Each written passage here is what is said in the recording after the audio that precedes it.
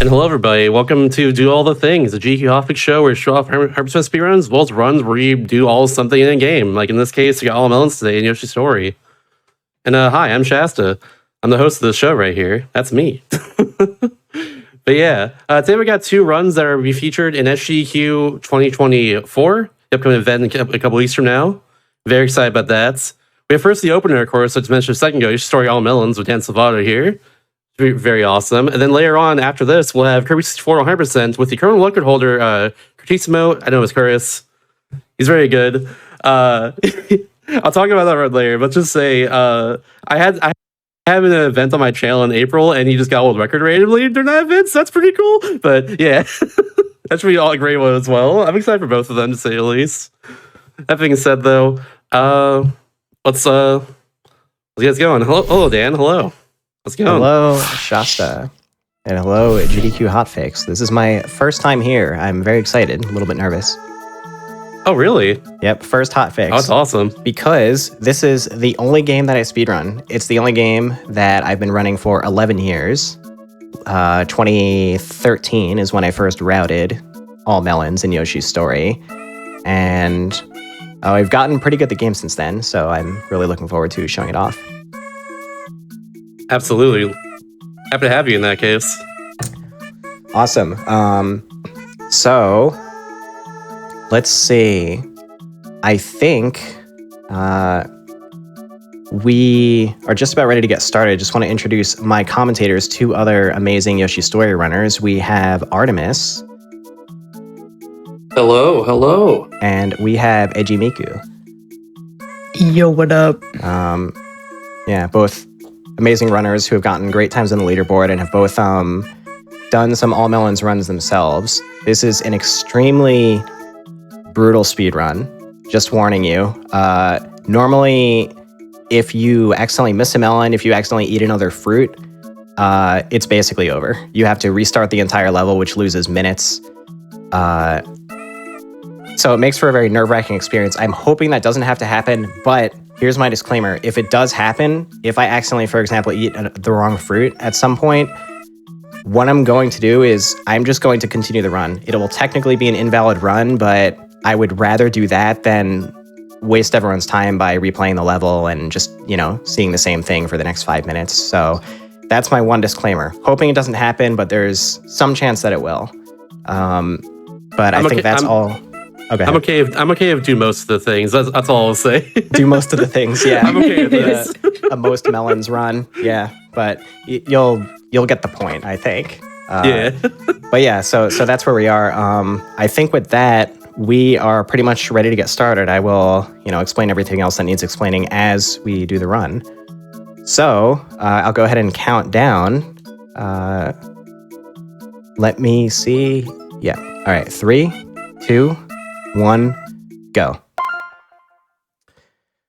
And welcome to Yoshi's Story All Melons. If you're curious, this is effectively our 100% category for this game. That's kind of the first question that we always get is why melons specifically? It's because melons are a collectible in this game. There are exactly 30 of them in every level, and a lot of them are hidden or require you to complete special mini games to get them, things like that. So this is effectively the 100% run. The other fruits are arbitrary. And so that is the answer to the first question. So we are getting started here. This is the easiest level in the game, but it makes for a great opportunity to just give you a basic rundown of the mechanics that we're working with. The key thing to know about this game is that pretty much everything that Yoshi does wants to slow him down. This is a pretty clunky game. The controls are a little bit weird. Things like licking, throwing eggs, ground pounding, fluttering, swallowing fruit, all of those things slow Yoshi down in some way or make him stop moving. And so our goal is to always keep Yoshi in some kind of state that ensures that we can maintain full speed with him.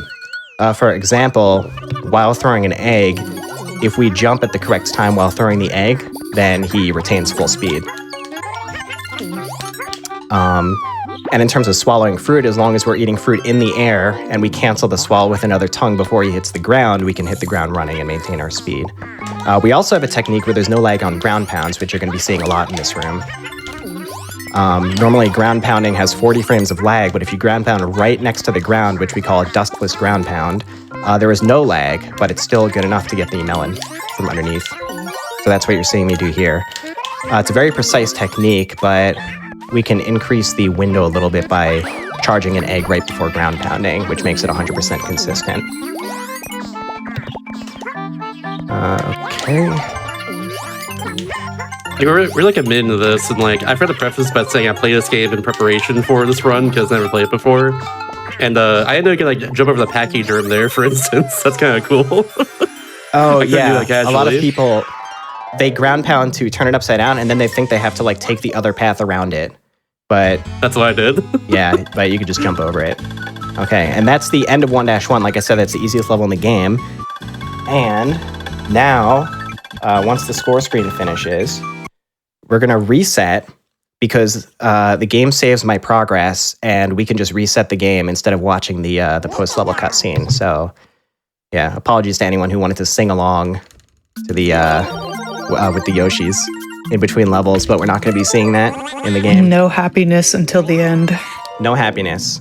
Okay, so now we're in World 2, which is strange in itself, right? So we just finished 1-1, but now we're in World 2. So in this game, you only play one level per world.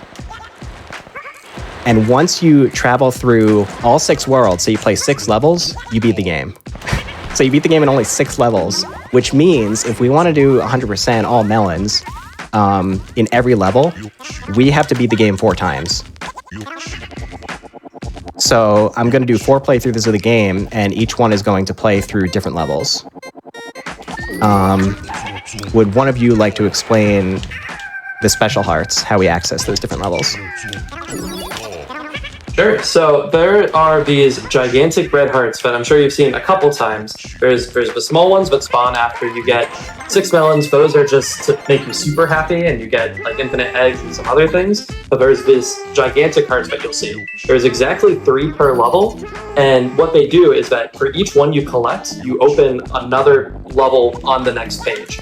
So say in 1-1 there, we got, or 1-2, 1-2 is what we played actually. We played 1-1. 1-1? I'm mixing up 80% and melons. This is Yeah, my you're fault. mixing up 80%. I did too much 80% recently. But the idea is that, say we played 1-1 and we had 3 of those hearts, so we unlocked 3 additional levels, which is what is allowing us to play 2-4. But if you only got 1, then you only unlock 2-2. So it's a weird mechanism, because not only do you have to, for this category, do you have to get all 30 melons, but you also have to determine which level you actually want to play next because of where the hearts actually show up. So there's a lot of interesting routing that takes place in this category specifically. It's not even just the most optimal 6 levels, it's the most optimal set of 6 levels 4 times, more or less. That's correct. And that's actually the best answer to the question that was just asked in chat, which is why we do this in story mode and not just trial mode. And it's because the routing is really interesting to choose which special hearts are the most efficient to get in order to still hit all of the levels. So for instance, 1-1 I just played, all 3 special hearts are extremely fast and easy to get, so naturally that's going to send me to 2-4. And then later on, you're going to see a level in World 1 where none of the special hearts are fast to get. Like they're all a little annoying or they take some time. And so I'm not going to get any of them, and that's going to send me to 2-1. So each of the 4 playthroughs I do is going to be a unique route based on which special hearts are most efficient to get. So that's like a big and interesting part of the routing that if we played just trial mode, then that would not be a component.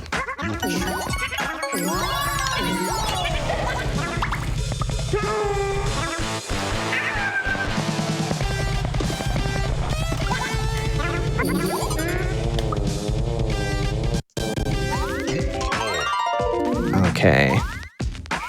And you're seeing me collect a lot of those heart fruits that come down, and they change the music into like metal music, which is pretty sick, by the way. But those are a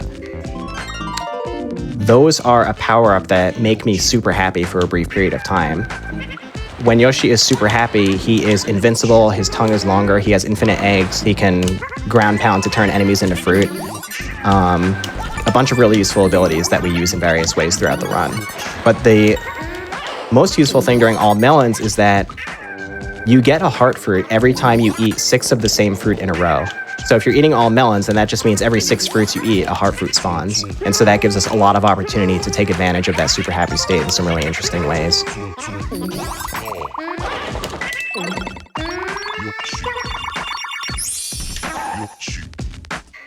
Okay. And we're coming up to the end of Torrential Maze.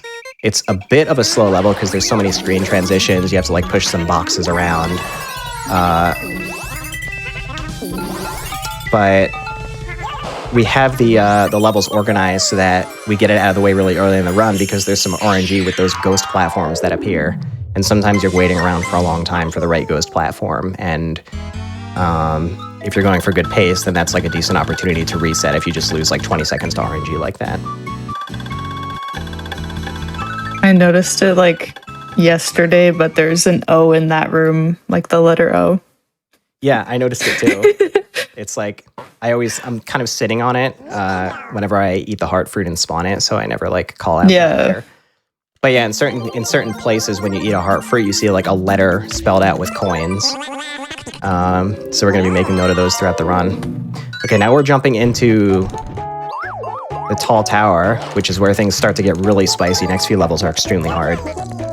So I'm gonna have to focus for a little bit if one of you wants to explain tongue jumping.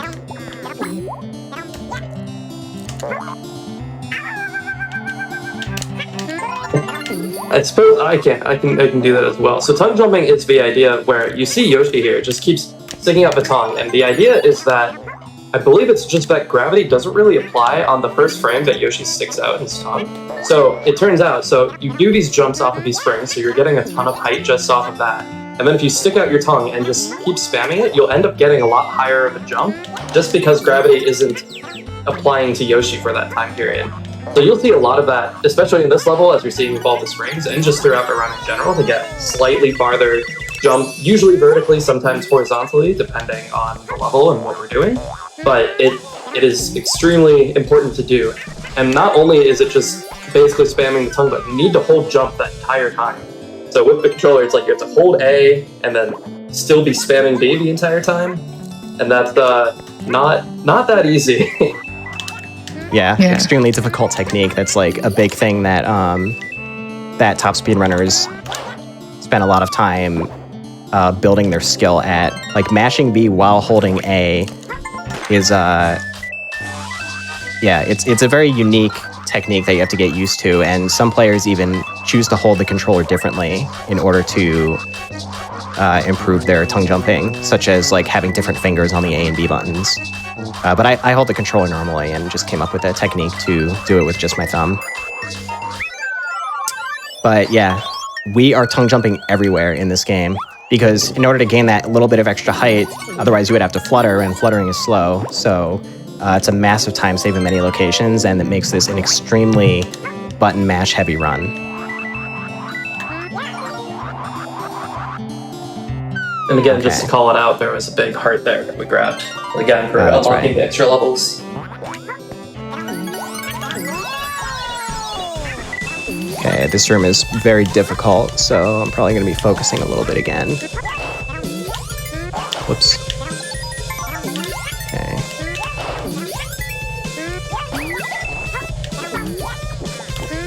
Yeah, these vertical climb rooms are not easy, especially since you can't really see where you're going. Okay, so here, you're going to see me gain height during my flutter. You're not supposed to be able to flutter that high, but similarly to tongue jumping, where you can lick in order to have frames where there's no gravity, while you're fluttering, you cannot lick while fluttering, but you can charge and throw eggs while fluttering, and it's the same thing. Every time you charge or throw an egg, there's one frame where gravity is not applied, and that allows you to gain height on your flutters. I'm going to do it once more here. Just that little bit of extra height to get me on the ball. Wow, I got clobbered by that thing. Guess we're going again. Ah, shoot. That's fine. That Raven's in the way. Okay, just got around that. And we're finishing up the level now. Okay, and this is our first boss fight. The bosses are not difficult in this game, to say the least. But with this guy, the direction he flies when you hit him with an egg is actually based on the camera's position.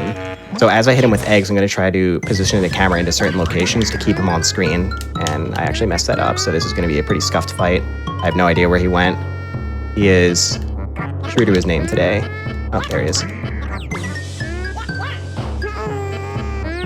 And I swear that egg hit. Please, please. I'm out Where of did eggs. Brad go? Oh my god. Oh, there he is. Man. I tried to slide into his DMs and he ghosted me. How rude of him, honestly. All right. The next stage is Piranha Grove. Actually, one of the hardest levels in the game. Definitely casually and quite hard for speedrunning as well. The main reason is that you have these piranha plants that are flying all over the place, and when they eat you, you lose all of your eggs, and you like turn small for a while, and it wastes a bunch of time. And even if you're super happy with invincibility, it doesn't save you from them. So this level is just like a mess of moving platforms and these flying piranhas, and it requires a lot of very, very specific jumps in order to get through them. So I'm going to focus for this first room.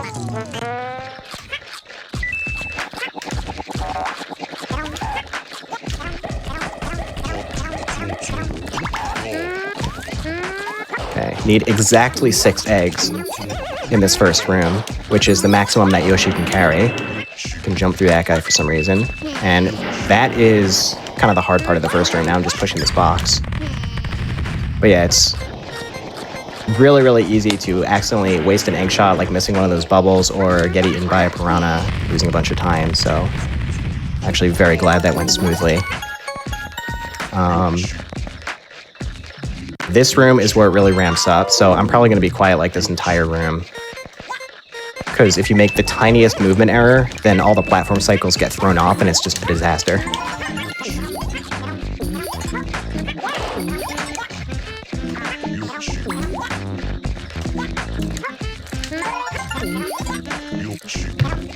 Are some people supposed to find these melons that are just like, you grab at a certain spot and they're just kind of there? So there's Not worried about that.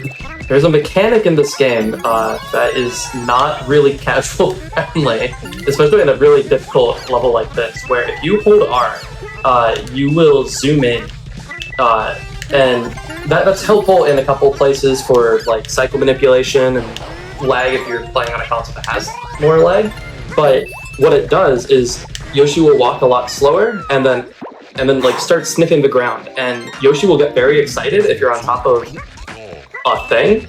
It can be either the melons, like one of those, or sometimes it's like a bundle of coins, which is not very helpful in this game. But that's the intended mechanic, pretty much, for most of the levels. You're supposed to basically wander around every single part you can walk on, while zoomed in and walking slower, and then also stopping to make sure that Yoshi can tell you. And it's not good for that reason, and then also the hitboxes are really small. That makes a lot of sense then, yeah, because I know the mechanic from trying to get past those like B enemies, which I haven't seen in this run, of course, but that's what I know it for, because how you get past those. Yep. Oh, that's right. You can also just walk slowly to get past them, but the sniffing makes Yoshi go just slow enough to sneak past them. And thank you for that explanation, by the way. I tried that casually too, where I'd like walk slowly past the bees and never worked, but the sniffing was like, oh, that's funny. Every single time it works. Yeah, we do that in the speedrun. That's awesome. Yeah, but you will see me hold R to zoom in the camera sometimes, as Artemis explained. What the? My egg shot missed? All right, I'm just gonna use iframes to get past this guy. I think you shot the egg too early and it just didn't compute. Yeah. Okay, next level has the RNG manipulation, which I'll do my best to explain in the time that I have. There's a Lakitu at the beginning who drops spiked balls, but there's maybe a 1 in 8 chance that he drops a melon. So, since I am resetting the console in between every level, that also resets the RNG seed, which I'm not going to get too technical, but basically, if I take an exact amount of footsteps in the exact same spot every time, then I always get the same random value outcome, and I can force him to drop 5 melons in a row. It's very, very difficult. I'm basically trying to match the inputs of a tool-assisted run. But I will do my best. Oh, World 5. And now like the swimming. I'm a little far to the right here. Okay, I got 3 out of 5 and drops the manipulation, but this should be good enough because he drops the 4th one very quickly anyway, so I'm just going to wait it out, see if he drops the 5th one in fast enough fashion, and he does, so the run is alive. Let's go. Yeah, so before that manipulation, like you saw how long it took to just get that 1 melon to spawn, and now imagine you have to do that for all 5, especially in a category like this. And right there, it might have been very quick to see, but how fast you go into that pipe, we just call it the slurp. I think I found it by accident when practicing this level, and I don't think we really understand how it works. You just need to be like holding upright while walking on the cloud. It just works. So this is a mini game where you have to flutter as far as you can in order to get the melons. We have fluttering figured out. We can maintain our height with normal flutters. We can gain height on our flutters. We have complete control. We can just fly with Yoshi. It takes a long time to get the hang of, but yeah, that is no issue for us at all at this point. And there's going to be a few of those mini games throughout the run. None of them are particularly difficult. We're more focused on like getting the most horizontal distance per flutter in order to save travel time rather than maintaining height. Okay. This is another very difficult room, so I'm going to be quiet for a little bit. A lot of gaining height on flutters and, again, movement with very precise timing that things can go really bad if you make small movement errors. Okay. All right, here we go. I call this one the Potassium Promenade.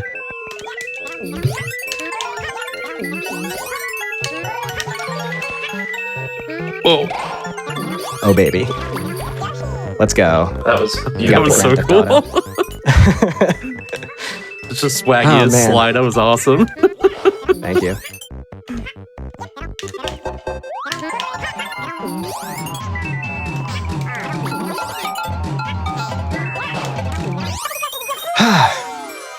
Okay. Man, every time I like nail one of those difficult tricks, it's just a huge weight off my shoulders. Like, I haven't found my groove yet. I'm still super nervous. But I'm glad that it's going well so far. And thank you everyone as well for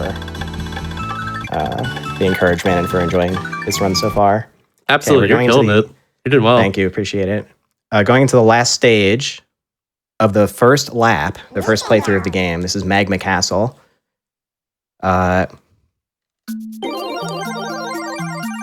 And a lot of people, if they played this game as a kid, they like don't recognize this stage because, again, you have to collect all those special hearts in order to access level 4 on a certain world, and this is 6-4. A lot of people as kids, they played through Mecha Castle, usually 6-1, which is a doozy, but we will get there. Magma Castle there's some difficult stuff, but it is one of the more relaxed World 6 levels. Toward the end of this level, there's going to be an auto-scroller skip that saves like a minute and a half, so I'm really looking forward to that. Love that, honestly. Also, can't confirm. I played 6-1 the other day. That level was really hard. All right. I call this one the Blue Ballet.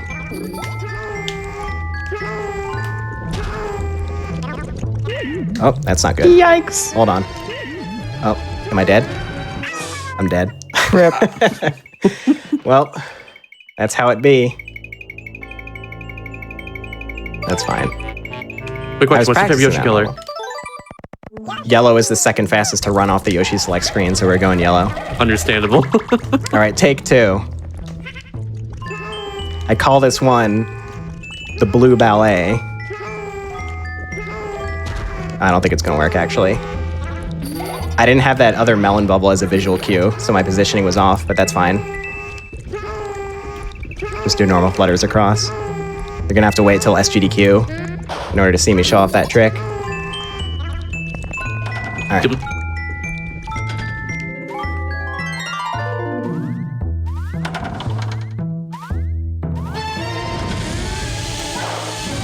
Okay, one of the signatures of this level is these pipes with lava coming out, which don't really pose that much of an issue for us. Sometimes it's kind of like a cycle thing where you have to wait for them to finish, but in general, it's not too bad. Okay. Yoink. So in some cases, you're going to see me eat melons like through the wall or through the floor. If you extend Yoshi's tongue outwards in midair to full length, then you can angle it into the wall or into the floor in order to eat things that are normally out of reach. That's something that I've been doing throughout the run, but I haven't explained it yet. You also see me charging and canceling eggs while I'm super happy pretty often. It's because since Yoshi has infinite eggs while super happy, that actually just adds eggs to my inventory. I can generate eggs while super happy. Also, what are you? This is one of those points where it's like, you ask yourself, is this a kid's game?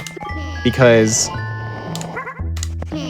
this is something that will, I think, have parents calling up Miyamoto, sending angry voicemails. There's more players. Oh my god, I'm getting clobbered by this ball. Hold on. What the heck? Wow, I was just a tiny bit slow and he just got in my way. I couldn't sneak past him.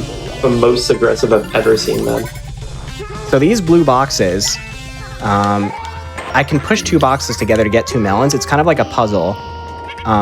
Like, what do you have to do with the box to get the melons? Some of them you ground pound to get the melons. Some of them you have to push them together. There's like a couple other things as well. So that's what you're seeing throughout the run when I'm pushing boxes. It's like there's a little puzzle in order to figure out how to get the melon. Okay. Last room. This is the room with the auto-scroller skip. You have to deal with these saw blades. And in some cases, you'll see me like crawl under the saw blade. That is like a really precise angle on the control stick to crawl underneath of it. So sometimes I accidentally lose my speed. I'll be quiet for a second. Here's the skip. Okay, good. So yeah, again, I use height gaining techniques on my flutter to escape that pit and despawn those guys. Normally you have to stay in between the flames as they very slowly walk across this track, but after you despawn them, they don't come back. So now I just can run freely through this track and quickly, finish up the level here. See if I can get good crawls underneath these. Excellent. Bro, you nailed those crawls. It's actually Thank you. insane. Nice.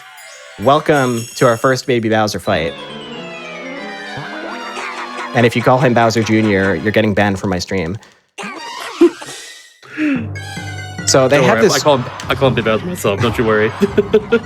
They have this cool fight set up here where you're supposed to like throw bombs at the ceiling to drop the spikes down and do damage to him. But your egg explosions can just hurt him. So the entire fight is just invalidated. You just stun lock him with your egg explosions. And that's the end of the fight. We just beat the game. If you throw the egg directly at him, it just bounces off and does nothing. But if you put the explosion in front of him, then he just gets hit by the explosion. Which, it's good for speedrunning, but I'm honestly bummed out that we don't have a more interesting Baby Bowser fight. And the first lap has been defeated. 3 more laps to go. It's actually really cool that you choose him like that, honestly. I never expected this.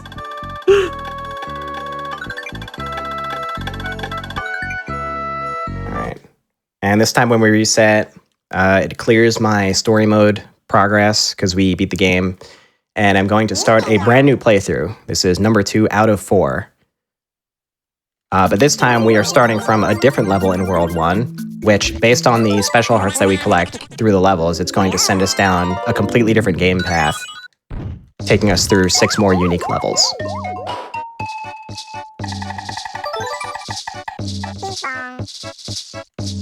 Are the black and white Yoshis part of this run, or is it too slow to get them? We are experimenting loosely with using black and white Yoshis as part of the run. There's a white Yoshi that actually only takes like kind of a few seconds to get. And there are some parts where they can save a few seconds because of certain buffed properties that they have, such as when they're super happy, they can flutter as fast as they can run, which is really cool. So that can save some time in certain locations, but it's not such a massive time save that we're like really jumping to make it happen at this point. Like, it's going to be a little bit of a routing challenge, and so we're experimenting with it, but haven't like strictly incorporated into the route yet.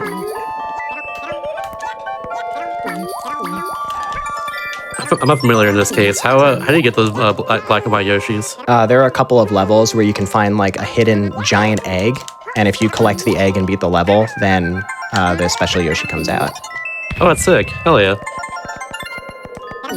The main problem with the black and white Yoshis is that since the RNG manipulation uses footsteps, like the black and white Yoshis will mess up the RNG manip.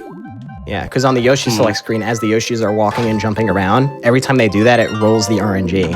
So having more or fewer Yoshis on that screen like messes up the RNG manipulation. That makes sense then. Okay. That grape is very dangerous. You saw how close my tongue came to it.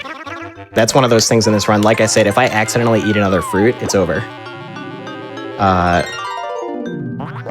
But as long as I'm on course with my muscle memory and I'm moving like the exact same way every time, even those really close calls like that, they may look like close calls, but I trust myself to not accidentally eat the fruit. It's mainly when I make mistakes and suddenly I'm in like a non-deterministic position and I have to improvise that it becomes really dangerous and easy to accidentally eat another fruit. So in those instances, I'm like playing an extra save and trying to avoid them.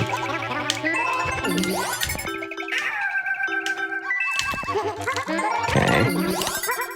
Yeah, since this is a World 1 level, it's fairly relaxed.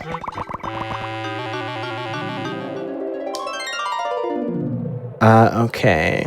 I used like maybe one of these before, but this is a tulip that like lets you slingshot yourself like this, which comes up in a few areas throughout the run. Okay. And there's one in Mecha Castle where there's like a really, really specific angle that we have to get on it, but it's super unreliable because to slingshot yourself, you have to pull back on the control stick and let go of it, like a real slingshot. They were trying to get really creative with the control stick in this game because the control stick was a brand new concept to have on game consoles. So, we don't really think about it today, but like with the Nintendo 64, Nintendo was really asking themselves, like, how can we create new and unique gameplay experiences with this analog stick that we have? And Yoshi's Story is a really interesting example, because despite it being a 2D platformer, this game has, like, really weirdly analog controls, you know? Like, your speed is dynamic, your tongue can, like, be licked in 360 degrees. You know, you can crawl. You have that slingshot mechanic. There's like those propeller platforms where you sort of have to balance yourself in the melon stack minigame. Like, yeah, we're not really thinking about it that much, but they tried to come up with all kinds of stuff that like takes advantage of this newfangled analog stick that they have on the N64 controller. It's one of the things I always appreciate about Nintendo in general is always trying to like find a new way to make games unique and fun beyond just like playing the game itself. And like that's one way, of course. Now everyone has a control stick. I love the DS for the same reason, because the touchscreen, all the different two screens, and all the ways to make that work and all that. Yeah, like, yeah. It's something so I've always appreciated Nintendo for. Sometimes they take it a little bit far, but I'm still happy to see them like experiment with new ways of having fun with games. Get ready to jam, by the way. We heard this song in a couple levels before, but I do want to give a shout out to this song. It is incredible that we have this song in the game. That's pretty much all there is to say about it. I agree. I heard earlier, it's so good.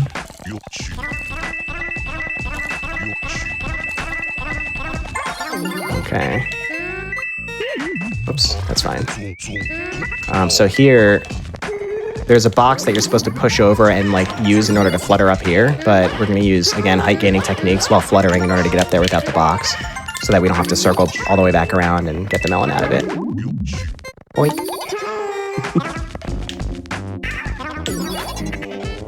Okay. And things start to get a little bit nutty in this room.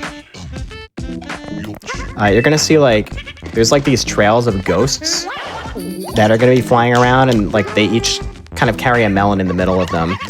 Those ghosts are actually controlled by me. They move in the opposite direction that I'm pressing the control stick, which is cool, but it's also very janky. There they go, because I was holding down on the stick. Now I'm holding down right, and you're gonna see it go up left.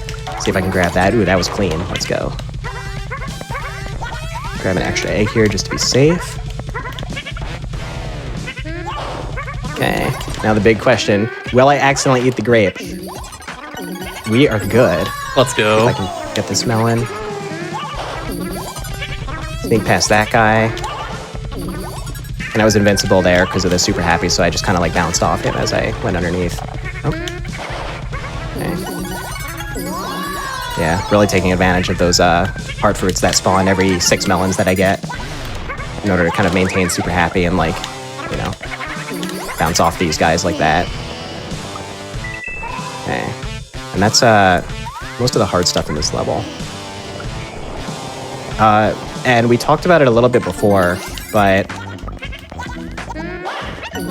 we use the sniff mechanic to zoom in the camera and change the cycles at which certain things spawn in. Because normally things spawn in as they scroll onto the screen, which is determined by the camera. But they change it when you're sniffing so that things spawn in based on Yoshi's position. It actually gives them like a larger spawn radius. So what I'm going to do here is I'm going to push this box into the goo, and I'm going to hold R to zoom in the camera. And what that does is it's going to stay spawned in. Normally, if I go all the way over here, it despawns because it goes off screen. And so I get this melon anyway, thanks to my camera zoom. Like I said, if I wasn't zooming in there, the melon just wouldn't pop out because that object would have despawned as I went over to the right there. Okay, and pretty simple finishing up here. Just gotta push some more boxes into the goo and wrap up this level.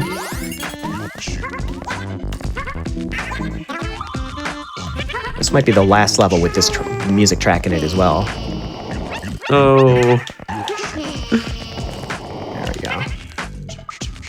I'm just seeing how technical this run is in general. I just wonder how it took so long to get into GDQ, actually. That's where I'm at right now. I'm not going, it's not in my place to speculate about that, but yeah. I can say that over the 11 years I've been running this game, we've gotten way, way better at it. Like, my time now is about 8 minutes better than when it was when I first started submitting this run to GDQ. And that is, you know, like a good amount of routing optimizations, but just like also pure tech skill. We've gotten so much better at the game, and that's part of, I think, what's making it more fun to watch. Yeah, it's such a fun technical run, honestly. I'm loving this, really am. Thank you. I appreciate it. Okay, we're heading to our first snow level, which also has some really amazing music. This game's soundtrack is just incredible. It was done by Totaka, who is probably best known today for the Animal Crossing games. He's done all of those as well. Does that mean Totaka songs in this game? What's that? Does that mean Totaka songs in this game somewhere? Yes, it's on the trial mode screen. Ooh. If you stay around on the trial mode screen for like a few loops of the music, then it plays Totaka's song. That's awesome. Oh, gotta correct the position of the melon stack. I'm going a little bit slow here. Okay. Yeah, normally you could do those melon stack mini games at full speed, but I just messed up a little bit. Hi.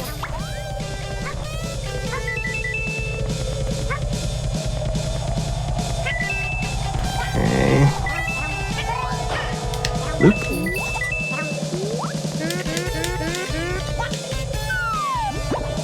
All right.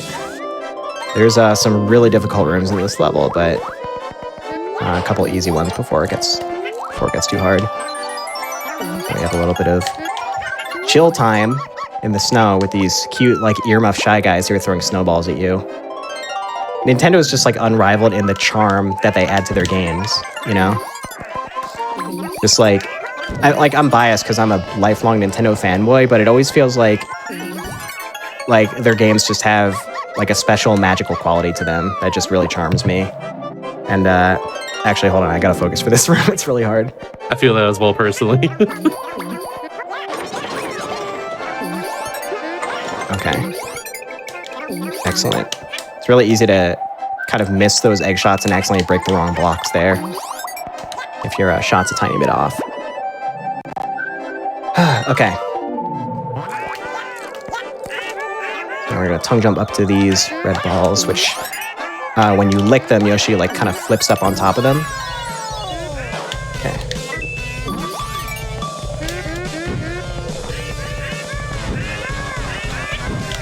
And normally when I'm jumping on those red exclamation mark balls, or whatever you want to call them, I'm not licking them, which you've seen me, kind of jump on them and just use them as platforms throughout the run. But they're like really tiny platforms. It's really easy to slip off. But licking them is very slow. So there's kind of a trade-off there. Yeah, there's going to be some later that are very precarious that you'll see. Okay, and we are approaching the end of this level after some tedious box pushing. And then we're going to fight the boss. Every World 3 level has a boss fight.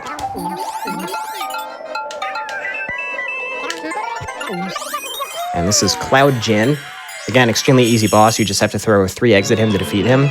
But every time he starts moving, he flies in a random direction. So this first shot is like... he could fly forwards, he could fly backwards. We hope to get lucky and see him not fly away from the egg shot here. And we're good. Now we just gotta time these.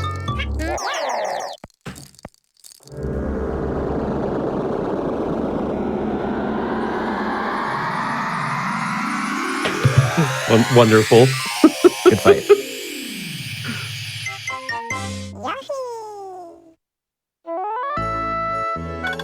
Okay, what do we got next? Jungle Hut is next. And this stage is a really good example of where the level design kind of shines in Yoshi's story, because as you know by now, the objective is not to reach the end of the level. The objective is to collect 30 fruits. Strangely, most of the levels in this game are still like a linear left to right level. But Jungle Hut is a really good example of it just being sort of like a wide open level. You can go wherever you want. And I think that's where this game is at its best, because it really encourages you to explore.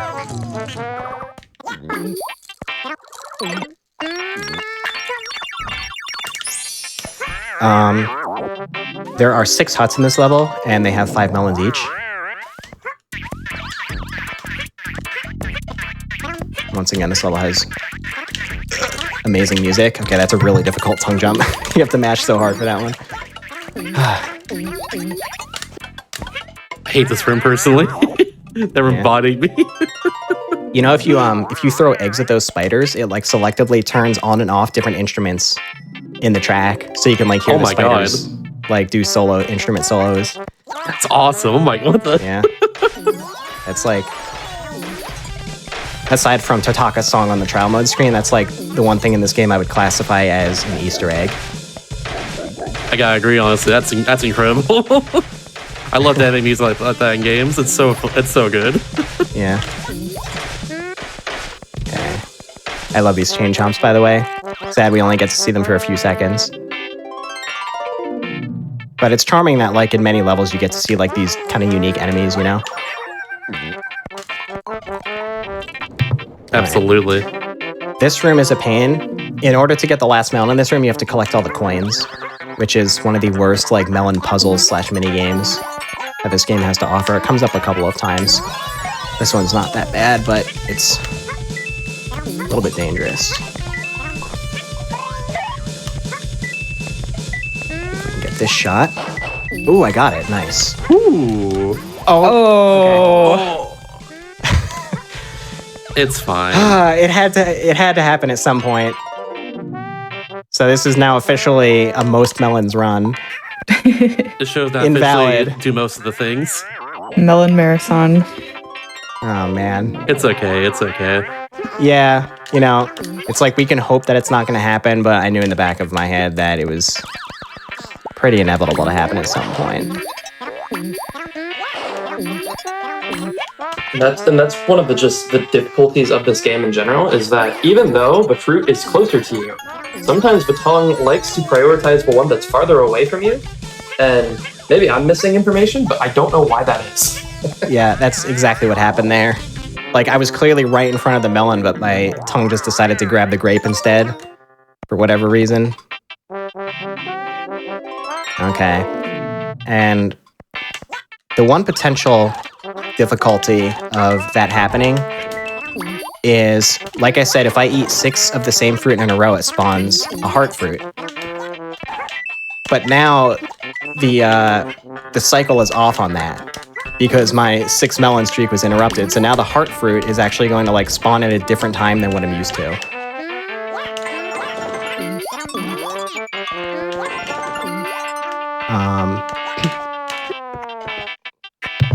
And I must have missed the one in that room. Or maybe, oh no, I think the cycle is working out, so I just didn't get one in that room. Or maybe I did miss it, I don't know. It's a little bit challenging because I'm going to be short on eggs in this next room now because I normally use that heart fruit to max out my egg count before coming into this hut. So I'm just going to have to improvise a little bit. Like maybe eat a couple of these extra enemies there. Oh, there it is. Nice. Okay. So, and then I have to collect all the coins in this room as well.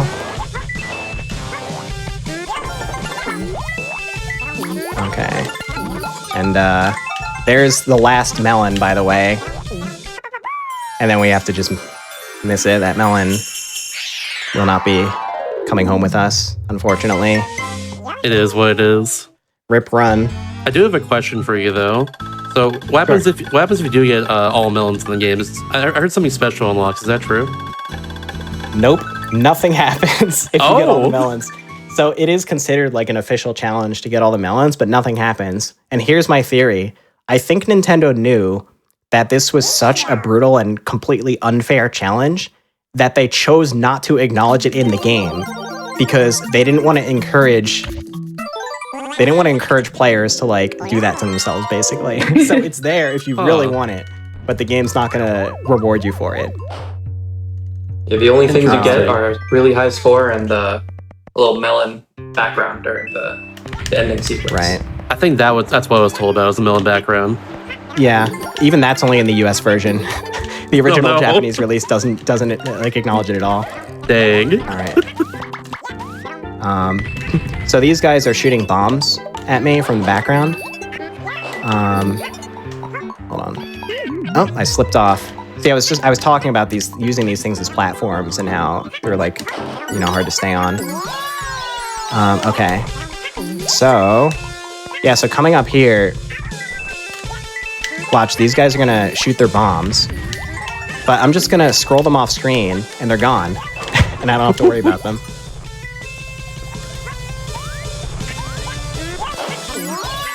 Okay, and the rest of this screen is pretty straightforward. You're gonna see me actually ground pounding to kill these Shy Guys here, which is one of the special properties of being super happy, just to get them out of the way.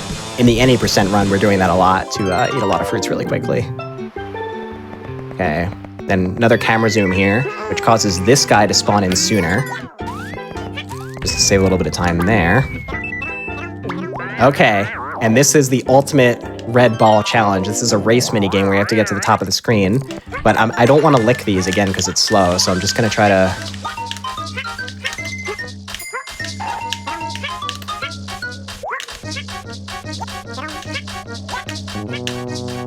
Oh, that was clean. Let's go.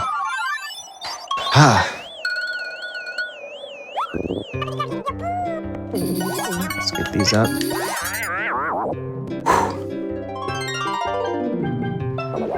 Okay, I think all the hardest stuff in this stage is out of the way at this point.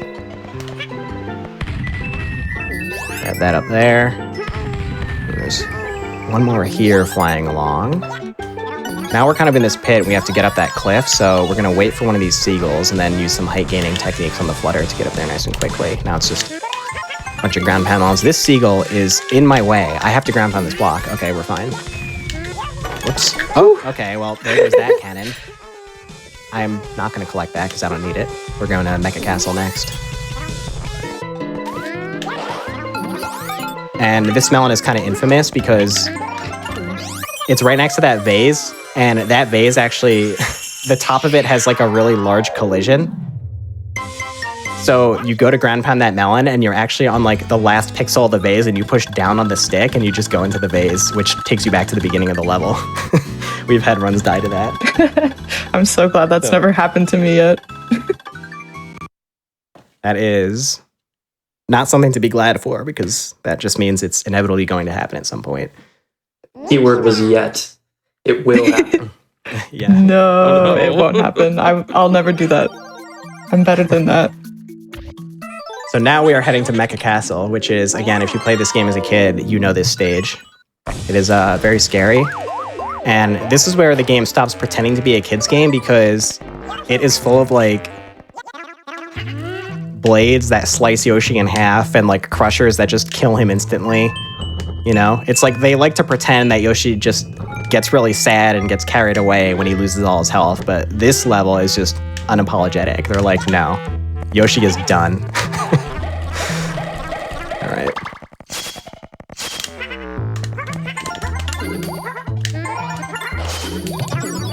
Yeah, I think my casual playthrough the other day, this level took like 4 or 5 of my Yoshis, whereas all the other ones I played just did not at all. Oh, goodness. And this is 6-1. Oh, shoot. I forgot my new strat there.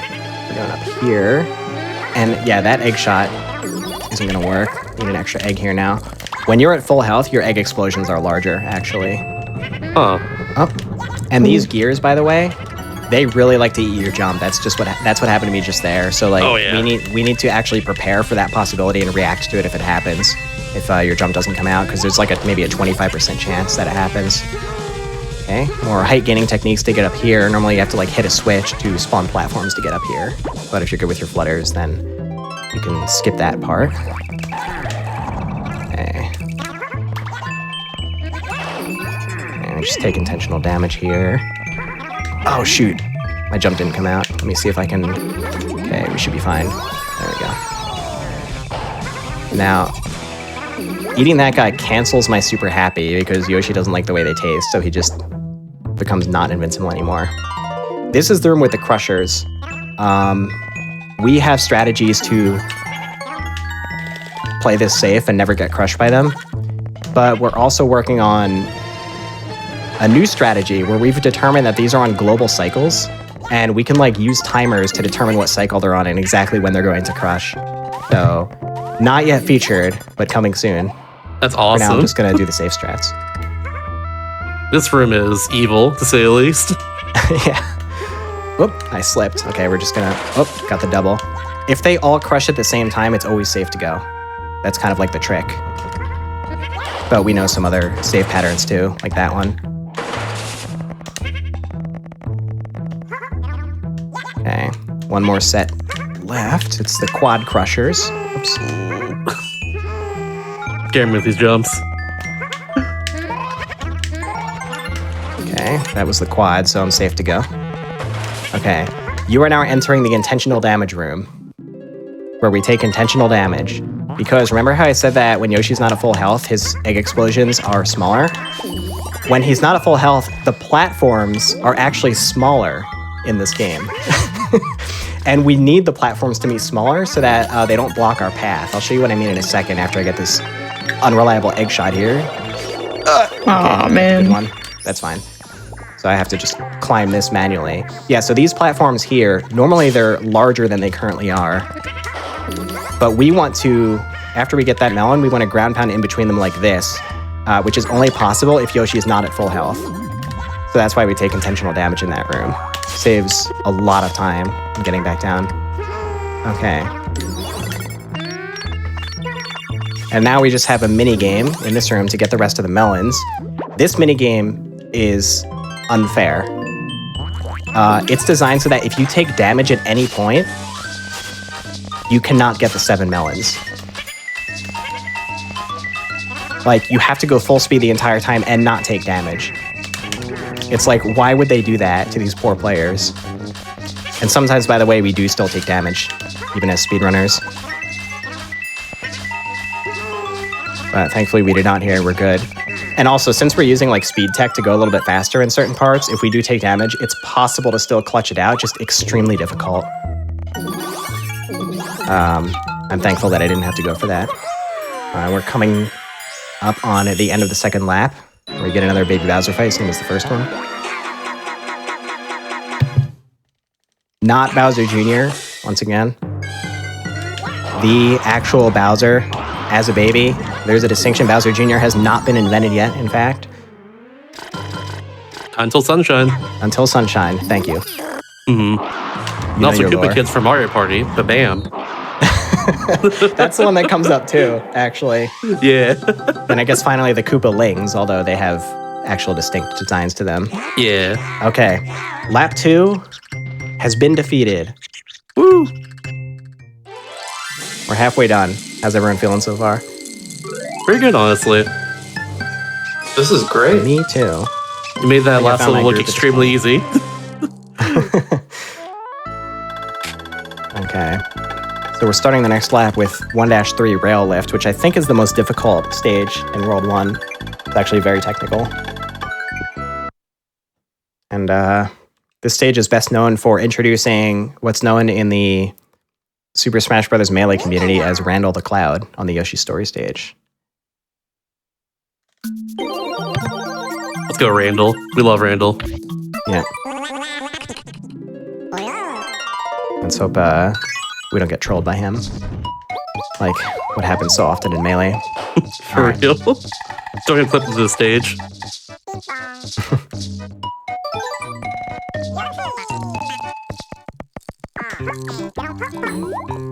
Yeah, like I said, this stage has some very technical movement in it, which you'll be seeing right away in this first room.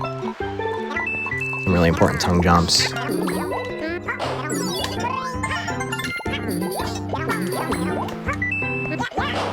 This one is interesting here. I start tonguing as I'm falling from the jump instead of on the way up. And the reason is if I gain height on the jump, then I actually bonk my head on something. But if I tongue while falling, and I'm still holding A on the controller, Yoshi actually falls more slowly if you're holding A. You just never see it because Yoshi's usually fluttering, so I tongue there to like prevent Yoshi from fluttering, but still be able to hold A so that he falls more slowly. That's like, you know, a couple of mechanics in this game that are extremely nuanced and like you'll just not notice speedrunners doing, but we're kind of doing them all the time. And I'll start trying to explain some of those, but they're a little bit harder to explain because they're just a little harder to catch visually.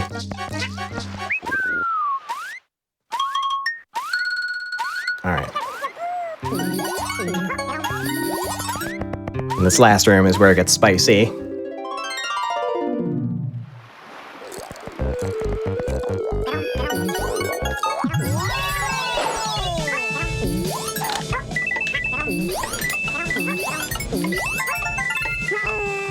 You're supposed to use these switches to control the direction of the clouds on the tracks, but we're just going to bypass all of that.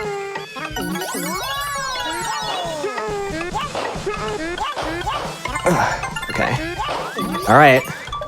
I call this one the Steve Jobs. Boom, boom, boom. But bam. Smooth. Why is that the Steve Jobs?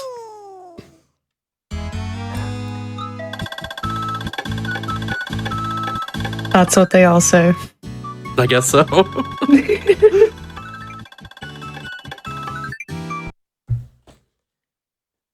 All right. Next up is Bone Dragon Pit.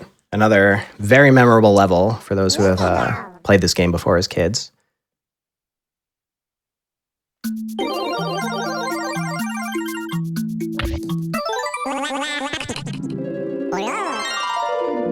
And right at the beginning here, you're going to see my tongue come really, really close to a watermelon.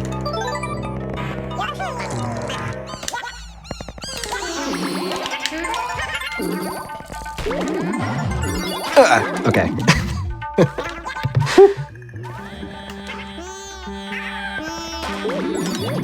Nice.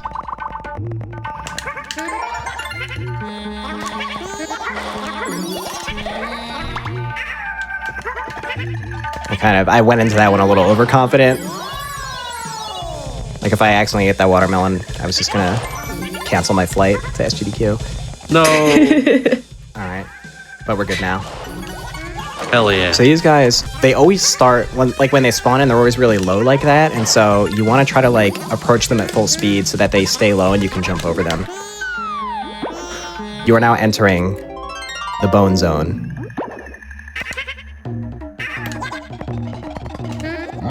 Oh my god, it's really the bone zone. I'm terrified right now.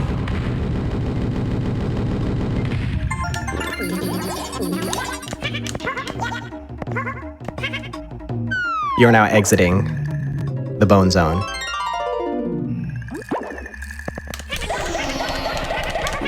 Okay, I need a full 6 eggs here.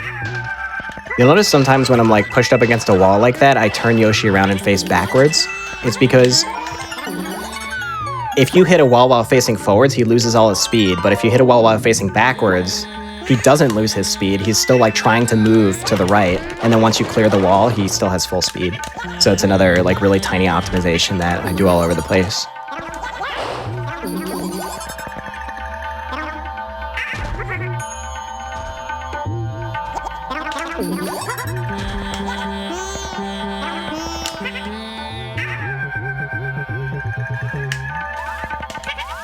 Alright. Got another melon stack mini game. A couple of these we can use like the info block to get some extra height and grab these more quickly. And yeah, most of these we do at full speed, as I said, because typically you like keep the stack at 45 degrees, and when you're running full speed, the stack moves upwards. But then when you jump, the stack moves downwards. And so you can use that to maintain balance while going full speed. Okay, now just finish this up. The rest of the melons are kind of grouped together on these platforms.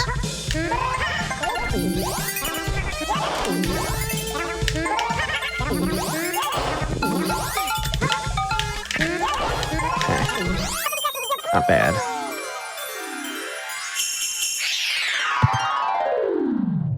And we got back to back a couple more very memorable levels. Next one is Cloud Cruising, which has those like weird worm things that you ride around as platforms. Snake balloons. Love those guys. Yeah. We kind of just oscillate between calling them worms and snakes, because they're like too weird to actually acknowledge by the real name. Every enemy in this game like technically has a real name. Like those weird like bouncy balls in Magma Castle with the spiky teeth, those are called attacky sacks. That's a great name. It's really good. All right.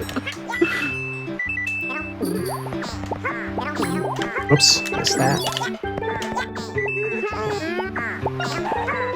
Okay. And we are fallen, I guess. Gonna have to jump up there again. Kind of messed up my movement a little bit. It's fine. All right. And these guys are really, really easy to slip off of. But we're hoping that doesn't happen. Every time you jump, they change direction. And so I'm like jumping repeatedly to make them basically go straight up. And then I tongue jump up to the top of their head, and that's technically the fastest way to go up on these guys, but it's really, really risky as well, because it's just so easy to slip off of them. Thankfully, we have made it through, mostly unscathed. You'll notice oftentimes I tongue at the end of my flutter. It's because I get to cancel the flutter, but I'm still holding the A button, and again, as you're holding A, Yoshi falls more slowly, and so that basically just lets me get more horizontal distance on my flutter without like falling too much. Every time Yoshi's tongue comes out, there's like a large window of time where he can't flutter again. So you really don't want to drop like a rock. Okay. This is a really difficult technique where we skip that dragon ride and we're just going to flutter this entire time.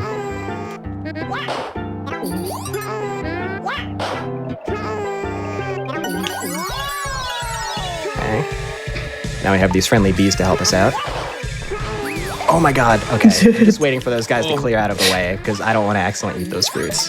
Okay, that was actually quite clean. I'm happy with that. That was nice. And now we're using this warp. This is the one warp we use in the run to get back here.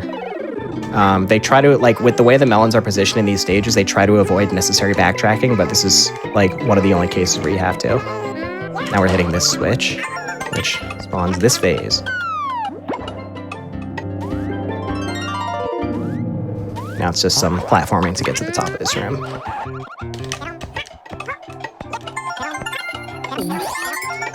And I'm gonna zoom in the camera here to change these platform cycles to make them faster.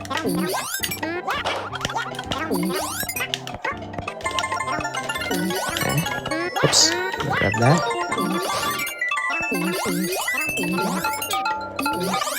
Nice. Very clean. All right, here comes our boy.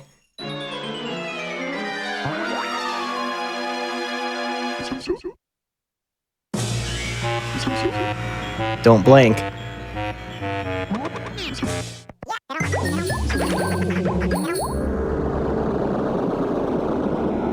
There goes our boy. One jump wonder. The one jump wonder. You might have just named that trick. I'm adding that to my repertoire of things that I call in the run. I love that you So do that, by the funny. way. I think more people need to do that. I remember All right, next many, up is Jungle Puddle, which you may know as the level with the giant fish that eat you. So another children's nightmares level. Oh no. But thankfully, as speedrunners, if we move in the same way every time, the fish also move in the same way every time. So they only become a threat if I mess up. Which has never happened to me in my life, by the way. Okay. I love how these platforms look like inflatables. Whoops. They kind of do, yeah. Oh god. Oh god. I needed that guy. Okay. I need the egg. Alright, we're fine.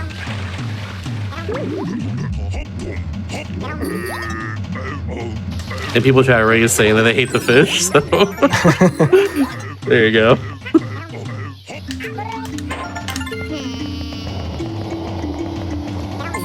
Okay.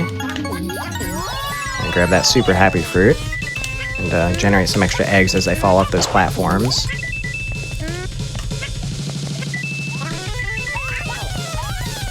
Alright, get ready for the big lick. Nice. Yo.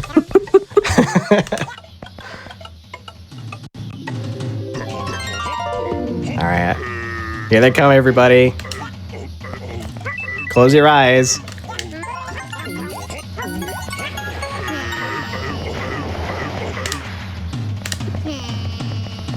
You'll notice, like, when I'm turning around like that sometimes, I kind of, like, I turn around on a dime. Like, I flutter for a few frames to kill my momentum and be able to, like, instantly reverse my momentum into the other direction.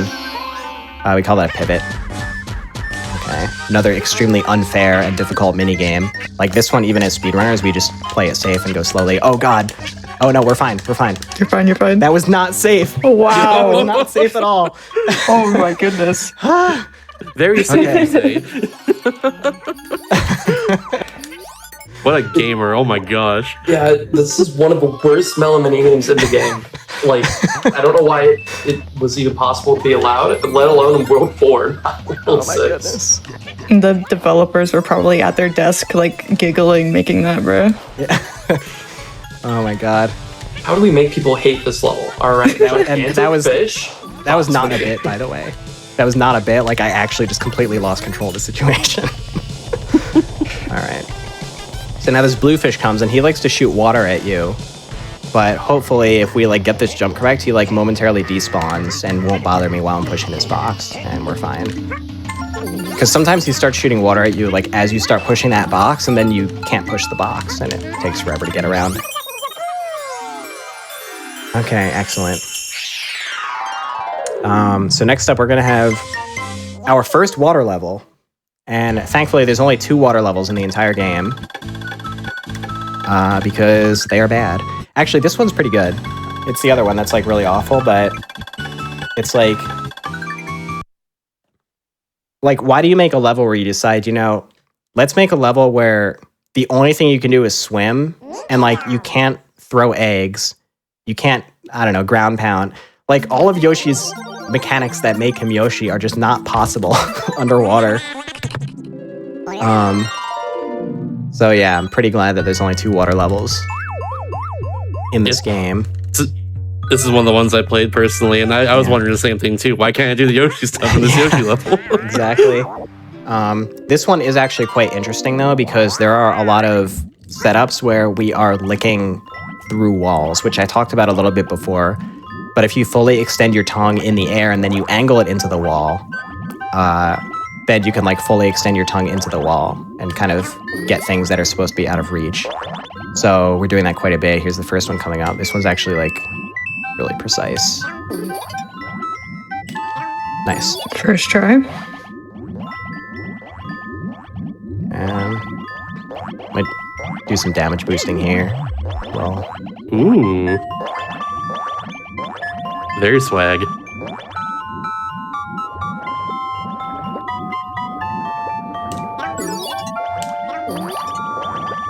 okay. Now I get the super happy fruit. I have to make sure Yoshi's like when I'm moving left, he has to be facing downwards in order for me to get those licks there. Taking advantage of the extra long tongue to get these. This one up here as well. Yoshi's tongue is really, really hard to control when he's swimming. Because you can like sort of align his animation so he's swimming upside down, and if he's swimming upside down, his tongue is just like completely out of control. It's really hard to explain unless you actually get your hands on it and try it yourself. And if you get bumped by the enemies, it'll like cancel your tongue too. You are now entering the noodle zone. So in this room, in order to get the melons, I have to collect all the coins and kill all the enemies. And this guy, he's sort of like, he tries to like turn himself towards you. So my job is to like manipulate his position. Oh, there goes that fish. Oh, it's back. I'll eat him later, I guess. But yeah, I want to manipulate this guy's like position so that I can sneak past him like this, like as he turns, basically. Okay, I was really afraid to eat that fish again because my tongue is out of control, and it could have like flown upwards and gotten the watermelon. Oh God, why is that fish next to the watermelon? Okay, this is a little bit jank, but we are good. I just gotta wait for him to get out of the way.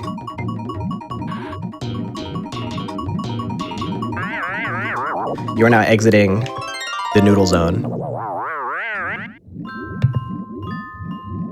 All right, that's definitely one of the scarier parts of this level. A little more damage boosting. And you can like do these weird jumps underwater if you're licking, which Miku, I think, discovered, and also discovered that it's like faster than swimming diagonally because you get to swim full speed to the side and also gain height. But it's unfortunate. That's the only part that we do it. These submarine guys are just like, they're in a different spot every time. Okay. I hope I don't need full health going into this room, but oh no, this is the Flutter mini game. We're fine.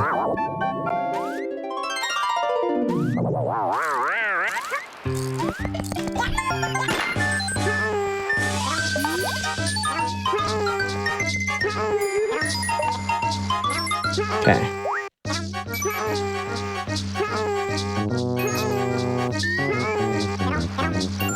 Yeah, again, not much can really go wrong during those unless we're like cutting it really close on purpose to like maximize our distance or save time. But since, you know, we are good enough at flutters that we just can do that infinitely without losing height. So it's pretty hard to mess that up if you're playing it safe. Okay, and this guy likes to get in my way. Okay, that's kind of annoying. And these like sea cucumbers on the walls, each one of them is like a random size, like small, medium, or large, and it changes every time. So sometimes you get like a large one in a bad spot, and it's hard to sneak past it.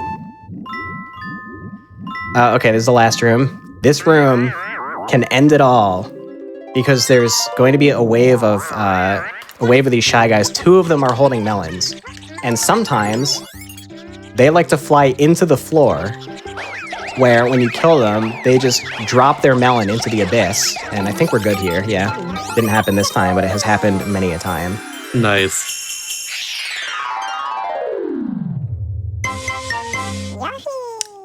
And last level in the 3rd lap, this is Lift Castle. The fastest level in World 6, but also one of the most difficult.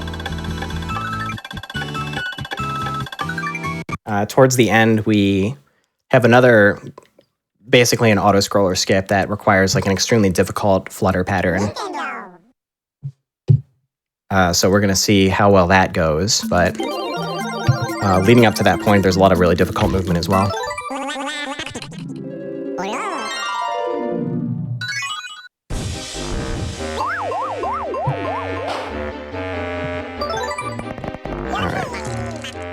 How long have I been playing this game? Since I was in kindergarten.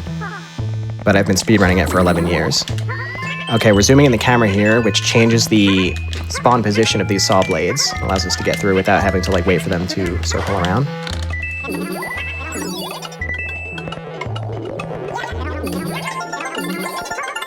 Excellent.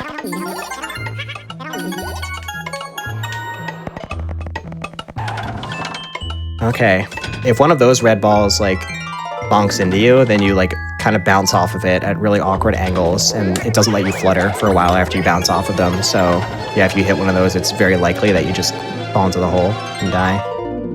So it's always a little bit precarious. Okay, I'm hitting the warp for safety here. Here we go.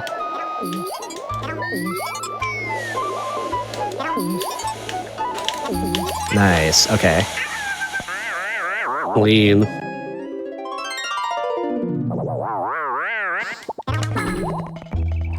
on. That's the one info block we get to hit during the run, because we just go in the door before he gets to talk. And this is the one egg shot that you'll actually see ricochet off of something in this game. We get our one Yoshi's Island moment. Love it, honestly. Okay, this is the room with the auto-scroller skip, so I'm going to quiet down and just hope I can get this.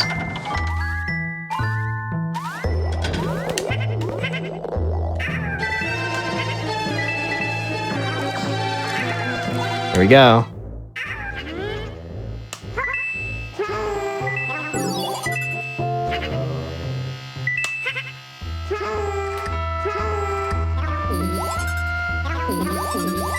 Come on, baby.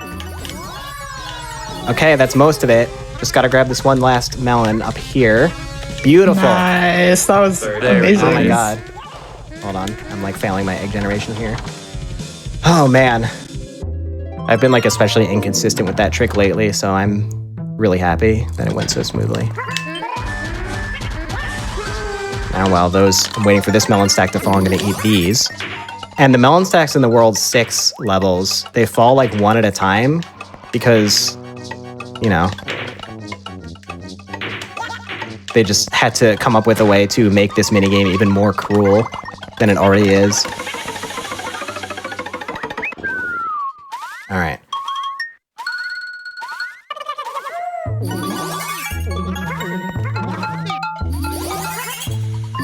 Last melon is right here. Poochie's always very nice and shows you where to find hidden stuff. And here's our third Baby Bowser fight.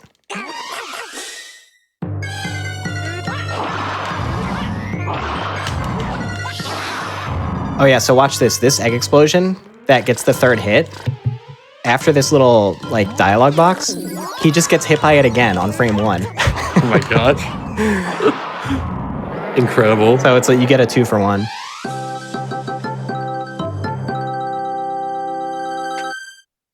And lap 3 has been defeated. 1 lap to go.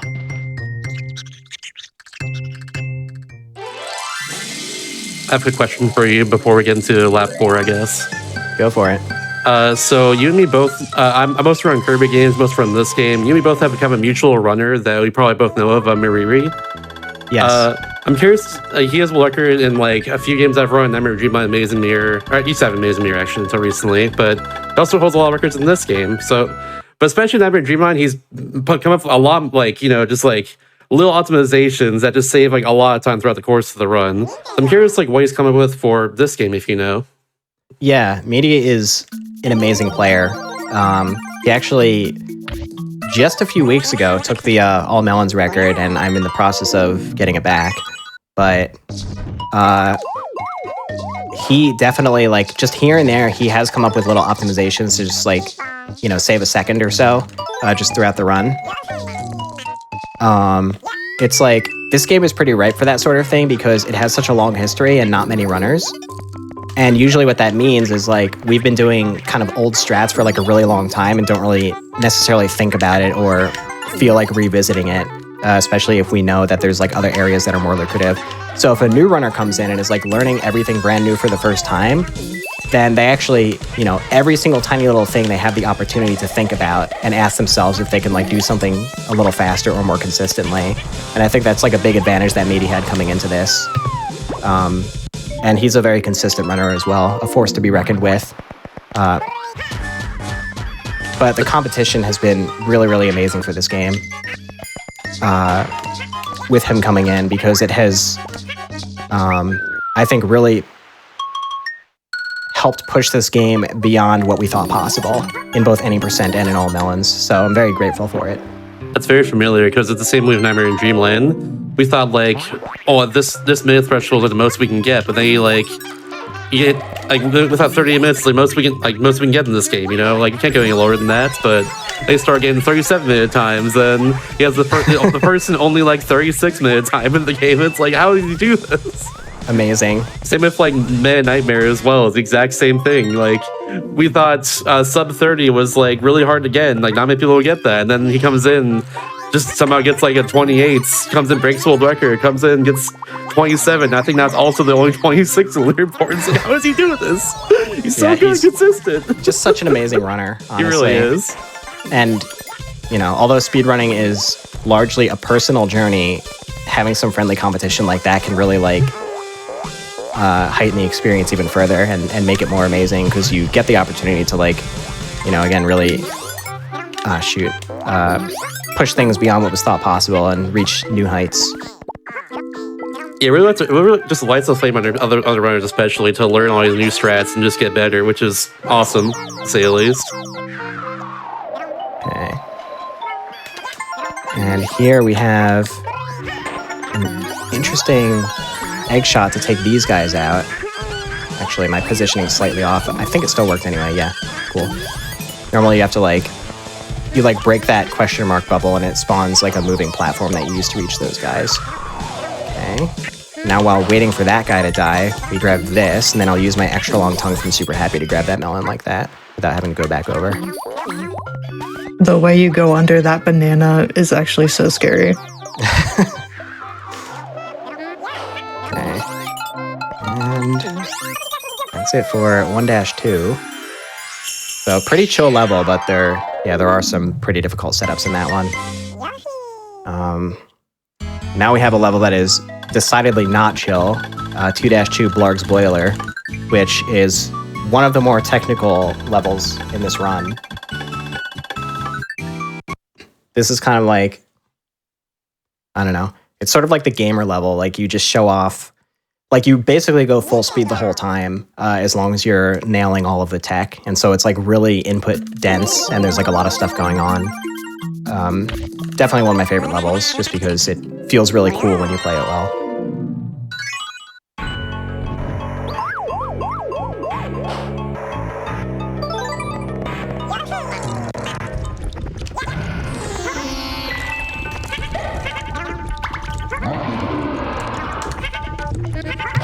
Those are the Blargs have like the exact same sounds like Bowser and Mario Kart 64. Yeah. It's just like a stock sound effect. I think so, yeah. I've heard it in other games before too. Always jump scares me though.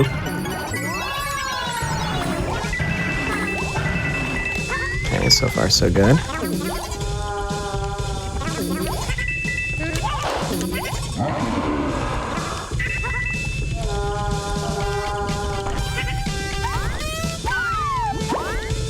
All right.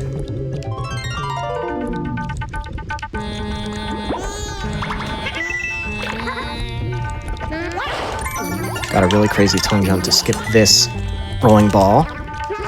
Okay, I'm actually going to do an extra flutter here, just to be extra safe, because I wasn't quite sure about the distance that I got. Okay. No! I'm just kidding. Alright, that got me. Okay, this is probably the hardest part though, like actually for real. Okay, that's actually fine. Once again. So a little bit of a backup, but nice.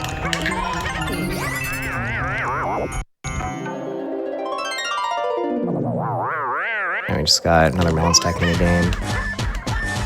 just about done with the level. Very short level. The shortest level in World 2 for all melons. And for any percent, actually. But I guess deservedly short because it's very, very difficult, especially casually.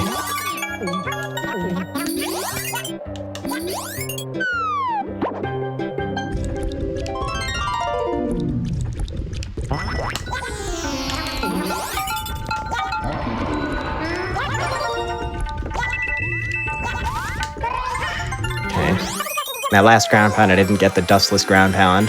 Like you saw the dust fly up. It's because I didn't have any eggs, so I couldn't, we use sort of like a buffering technique to increase the window of that ground pound, make it more consistent, but it requires holding an egg. So when you don't have one, it's just a much more difficult timing window, and that's a specific location where you don't really have any eggs. So I sometimes miss that dustless. Okay. Next up is 3-4. This level is called Frustration, which is an extremely bizarre name for a level, especially in a Nintendo game. You know? Like, Nintendo actually made a platformer game and they named one of the levels Frustration. That's a Pokemon move. Stop that, Nintendo. The translator played the level and they got mad, probably. Yeah. Probably, yeah. So you're supposed to, like, roll in those wheels to get across, but very slow, so we just jump over them. Excellent. Can sometimes bounce off those birds. They spawn in the right spot. It's funny, this next wheel, they actually put sort of like an invisible ceiling on the top of it so you can't jump over it. Because I guess they, like, discovered that it would make it too easy. So instead, we just do this.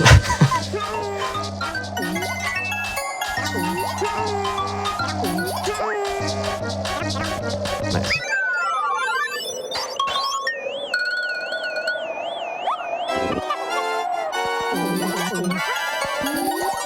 Yoshi actually has two types of flutters. There's the normal flutter and the high flutter. Like those flutters that you just saw me do, Yoshi's like hardly getting any height, but sometimes you see me do a flutter where it looks like he goes really high into the air. And you have the option to do both, but the high flutter has trade-offs. You move a lot slower horizontally, and you also have to wait a lot longer before you can flutter again. So you're kind of like sacrificing control for like a one-time extra burst of height. And it makes for some really like interesting decision-making in your flutters, like what you need for the specific moment that you're in. Like here, I'm gonna do a high flutter so I can, you know, reach this melon stack more quickly. Okay, now, looks like I passed right through that guy, but it's because while I was midair, I selected the bottom path there by holding slightly down on the control stick while he was on the top path. It's like a sort of a 2.5D thing that they have going on. Okay. And this is the last mid-game boss that we're gonna see.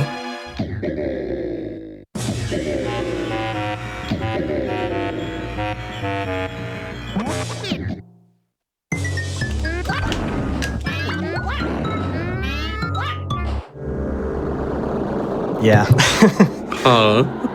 They, like, going from Yoshi's Island to this game, where Yoshi's Island has some extremely creative and challenging bosses, it's, you know, might feel a little bit let down by these guys.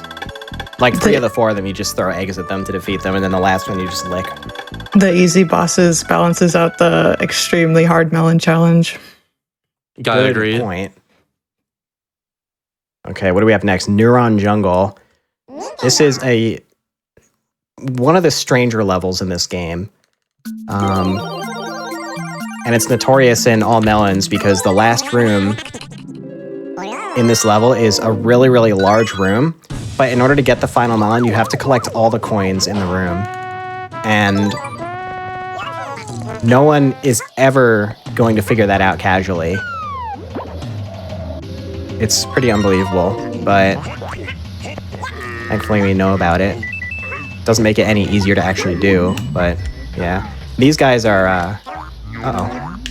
I needed that. Okay, I think we're fine. Cool. Yeah, these guys kind of move around randomly, and so you can't necessarily rely on using them as platforms. They're usually just getting in your way. Gonna jump in this one specific spot to spawn that melon, which again, how are you ever going to figure that out casually? And we're gonna come back later to get that melon.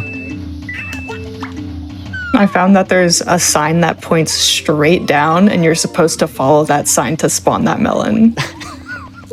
It's so ridiculous. Yeah. Yeah, this is another like race mini game where you're supposed to swim to the end, but swimming is slow, so we're just jumping on these posts instead.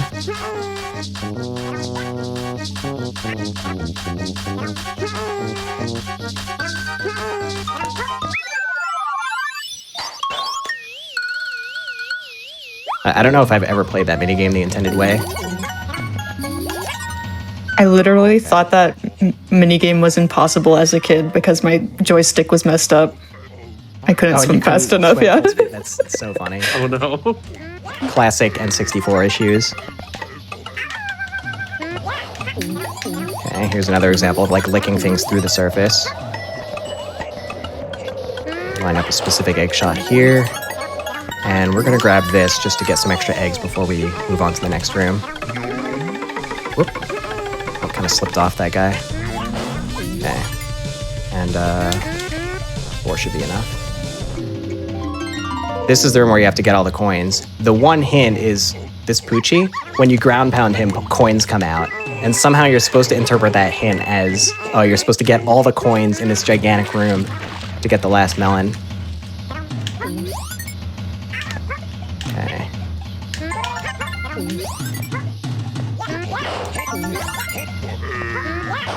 Hey, don't stop it. Okay.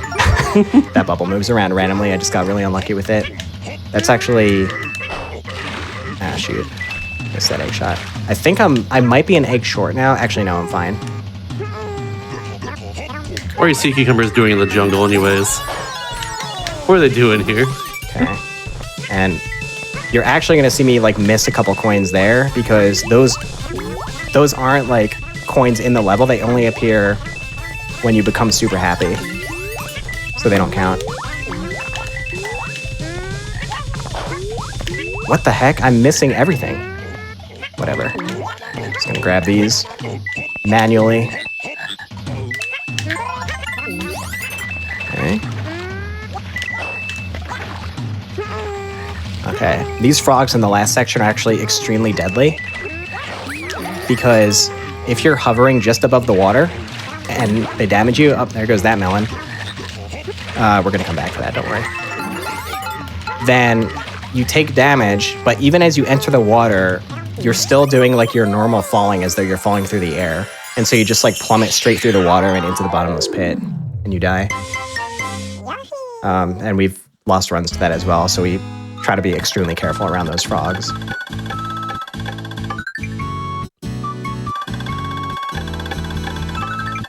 And yeah, that was actually an instance where there are a few melons where if you accidentally drop them and they despawn, then like they'll come back once you scroll them back on screen. They were slightly lenient with a couple of them, but it's pretty rare for you to have that luxury. Okay, and here's the second water level in the Sea and Lots of Fish. This is the uninteresting one, unfortunately. It also has the worst room in the game. It does. Oh no. Which is our title for that room. Like, officially. Every like platform run like this has to have like a worse room in the game. It really does. I read Metroid Fusion. I know of exactly one room that's what was called the worst room in the game. And for good reason. I think the original was Super Metroid, right? Because they like that game doesn't have official room names, so they just named all the rooms like by the community, and they named one of the rooms that. Yeah, I think that's where it comes originally, yeah. But it's particular in the Hypercent run, one room in Sector 4, like the underwater section, that like, it's just not fun to just go through. It's just like really, this doesn't flow well at all. Gotcha. You gotta break a lot of blocks, go through a lot of barriers, a bunch of enemies there have to freeze with your ice missiles, and it's like, come on. Yeah. What do they think of that one room? In the case of this game, it's just a lot of swimming and like no opportunity to do interesting tricks. Like the other water level you saw, I was doing just some cool stuff to like lick a lot of the melons through the wall, things like that. But this stage, oh god. So I have to be... Now these guys are in the way. This is not good. Oh, there goes the melon. I think that one comes back. But I'm gonna die. So this apple above me is actually like the reason I'm struggling so much because... okay. Like I said, Yoshi's tongue is like... It's really hard to describe just how weird it controls underwater. But I've had it like if I mess up... Like if I don't get that melon on the first try, then my tongue like swings upwards and eats the apple. It's really bad. Okay, this is the worst room in the game. So it's one of these things where like you have to wait for the enemies to come around and like they're, you know, holding the melons and you have to eat them. But this time you're swimming and there's all these floating watermelons that you have to dodge with your tongue.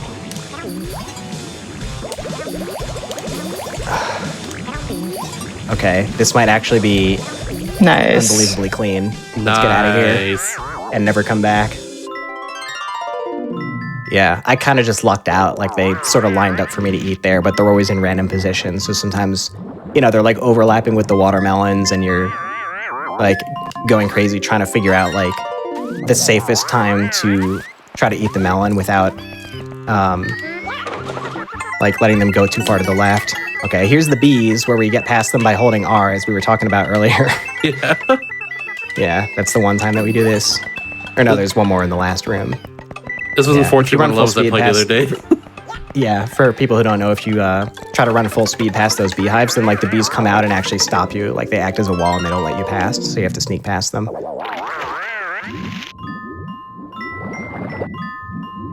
Okay.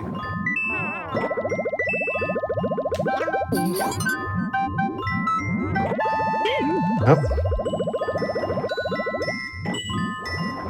And we're swimming. Do be swimming. That guy almost just got yeeted into my face. Okay.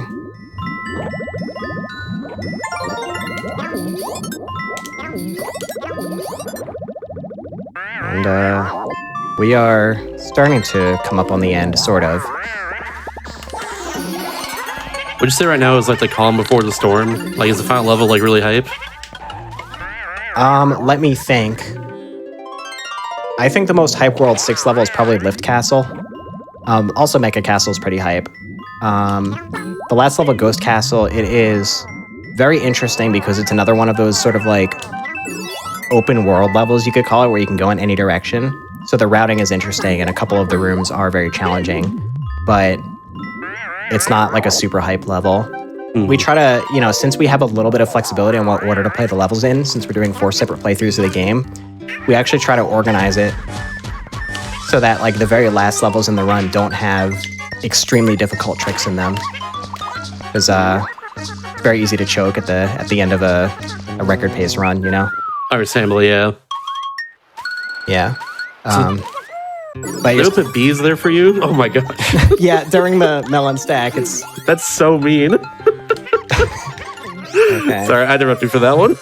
No, and speaking of which, Ghost Castle, the level coming up, has what pretty much everyone's going to agree is the most difficult melon minigame in this entire game. It's like beyond cruel what they have done with this one. You'll just see when I get to it.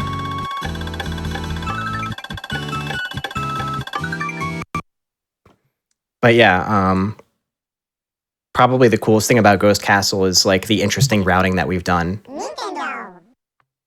in order to like get to all of the different locations in the level while backtracking as little as possible.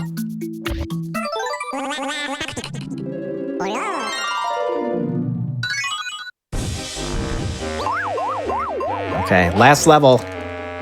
Woo! I hope we're doing okay on time. I think we should be. Right now you're at about 136, just a little under. Okay, beautiful. Doing really well on time, I'd say. Okay, we're gonna head into this pipe here. This is kind of supposed to be one way. Like, you're not supposed to be able to proceed in this direction. Like, you kind of just hit this wall, but again, we use height gaining techniques on the flutter, and we get this key early. You're supposed to come out that way. And this takes us into like the main lobby of this level. Oops, flipped off. And not using the key right away, we're going to do this room first. This is the minigame that I was talking about. So I'm just going to let this speak for itself. And we have to wait for the melon boxes to slowly drop. Slowly but surely.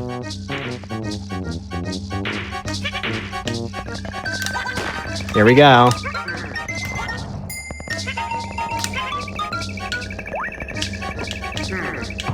Jeez. Oh my god. Yeah. So you got the shy guy with the spiked block on a conveyor belt, and he like gives you no breathing room. What is this Kaiser Yoshi story? What the heck? Yeah, this game is like actually just a Kaizo game in disguise. It's just faking you out there the whole time. That's wild. All right. I definitely dropped that. That's all I'm saying. I dropped that one for sure. I remember that mini game took me like 20 minutes with save states. It was so bad. Yeesh. Amazing. Okay. Goodbye, tiny ghosts. As you might be able to guess, that's the room that we play in any percent. Just grind down all those ghosts and instantly beat the level.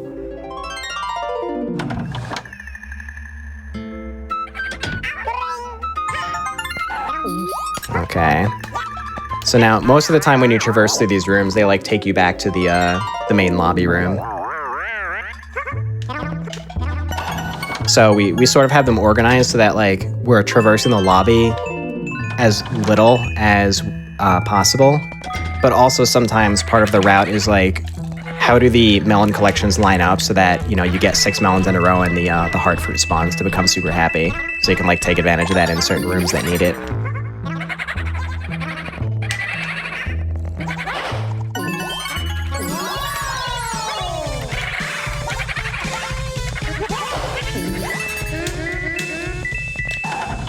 All right.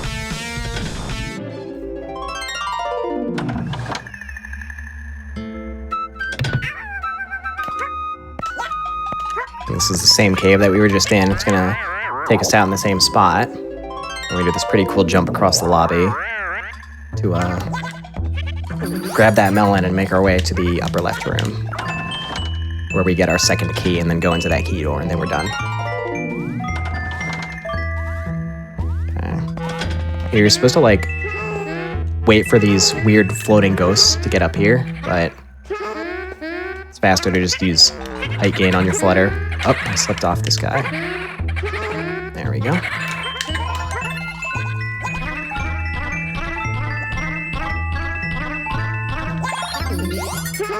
Okay, and I should be able to,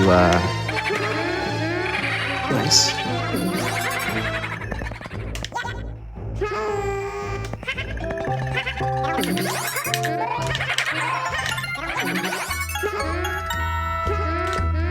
More height gain techniques, and pretty much done with this room. There's the key.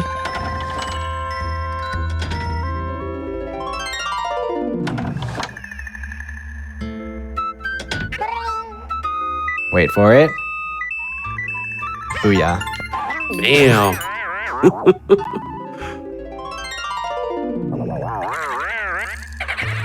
All right. So we're coming up on the end here. How did everyone enjoy this little SGDQ preview? It was great, honestly. I haven't seen the full run of this before, so like, this has actually been really fun to watch. Oh, thanks. I appreciate. Yeah, I want to do this That game you've as a very enjoyed technical. Yeah, I've only used this game as like a very technical run in general. Never actually like seen much of it until now, but like this has been great. This has, I think, really helped me ease my nerves for SGDQ, because I've been, you know, honestly really anxious about that that run. It's gonna be my first time performing at an SGDQ. Absolutely, happy to help in that regard. Great to have you. Okay. We have 2 eggs. And we want to make sure we go into the Bowser fight with full health, because your egg explosions are larger at full health. The ideal egg count to go in with is 3 minimum. We only have 2 eggs, so we're just going to lose like a second or 2 during this fight. After this second shot, we have to just grab this Hartford real quick to get infinite eggs and finish him up. It's just like a 1 or 2 second loss. And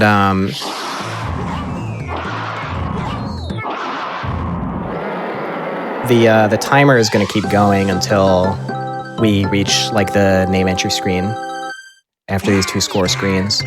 But yeah, that was Yoshi's Story All Melons. Very nice. Got every melon in every level, except for one, actually. We made that mistake in Jungle Hut, and we had to leave that one melon behind. So we officially collected 719 melons out of 720. And 1 grape. Yeah. Again, really appreciate you giving me this opportunity to show it off. Absolutely. And hope everyone had a good time. And speaking of time is coming up right now. GG. GG. GG. Thank you, everybody. So what was the final time? Let me see real fast. Waiting for the stream to catch up. And we're looking at like 142. Hold on. 142.23, I think. Is what I saw. Excellent. Very happy with that. And let's see. I gave you an estimate of 150, but for SGDQ, I gave them 145. And this helps me feel confident that I'll not go overestimate during that run and put them behind schedule literally right at the very beginning of the event. Hell yeah. For context, the current record is like a low 140. And I am getting a lot of runs on 139 pace. So I'm looking forward to breaking that minute barrier quite soon. If people want to watch you do that, where can they find you? But yeah, that's what we got. Thank you again. And thank you to my lovely commentators, Artemis and Eiji Miku, a couple of excellent runners themselves. We have a great Yoshi Story speedrun community. You can find us on speedrun.com, which has a link to the Discord server and other various resources if this game seems interesting to you. All Melons is, as I mentioned, an extremely brutal run, but any percent is the opposite. Very accessible, and right off the bat, you can get like sub 20 minutes. So it's actually a really great, like low commitment way to jump into this game if you like what you saw and want to give it a try. So yeah, we would love to have you if you're interested. And I think that's going to be it from me. How do we close this out? Usually I can just I just say like a few announcements, then we go to break. I can just do that again if you want me to. Sure. Yeah, I think we are ready to depart. Yeah. So in that case, I'll tell you all about a few of the events coming on the GDQ channel here, because there's a few of them coming up on just SGDQ as well. But I'll talk about SGDQ first because it's a big one, of course. So if you don't know, SGDQ is coming up at the end of this month. If you also know, prize submissions are open until June 16th, which is this Sunday. So if you're crafty and would like to submit a prize to the event, go to gamesdonetquick.com for more info. And also, check out our annual Juneteenth celebration. That'll be June 22nd through 23rd, next weekend, not this one. Use exclamation mark Juneteenth in Twitch chat to check out the schedule. Bangers, by the way. A lot of bangers in that schedule. Very good. And if you didn't know as well, GDQ is coming to PAX West. Submission is now open until June 21st. Use exclamation mark PAX in Twitch chat for more info as well on that. Yeah, PAX East event, just like last event, it was really cool. Had a lot of fun watching that one personally. That being said, though, we're not done with Do All the Things tonight. We do have one more run, which is Kirby 64 100% with Curtissimo. I know Miss Curtis personally. Colonel record holder of the game. Should be a very awesome run. Stick around for that. But in the meantime, we're going to break while we get the set up, so we'll be back in just a little bit. Stick around.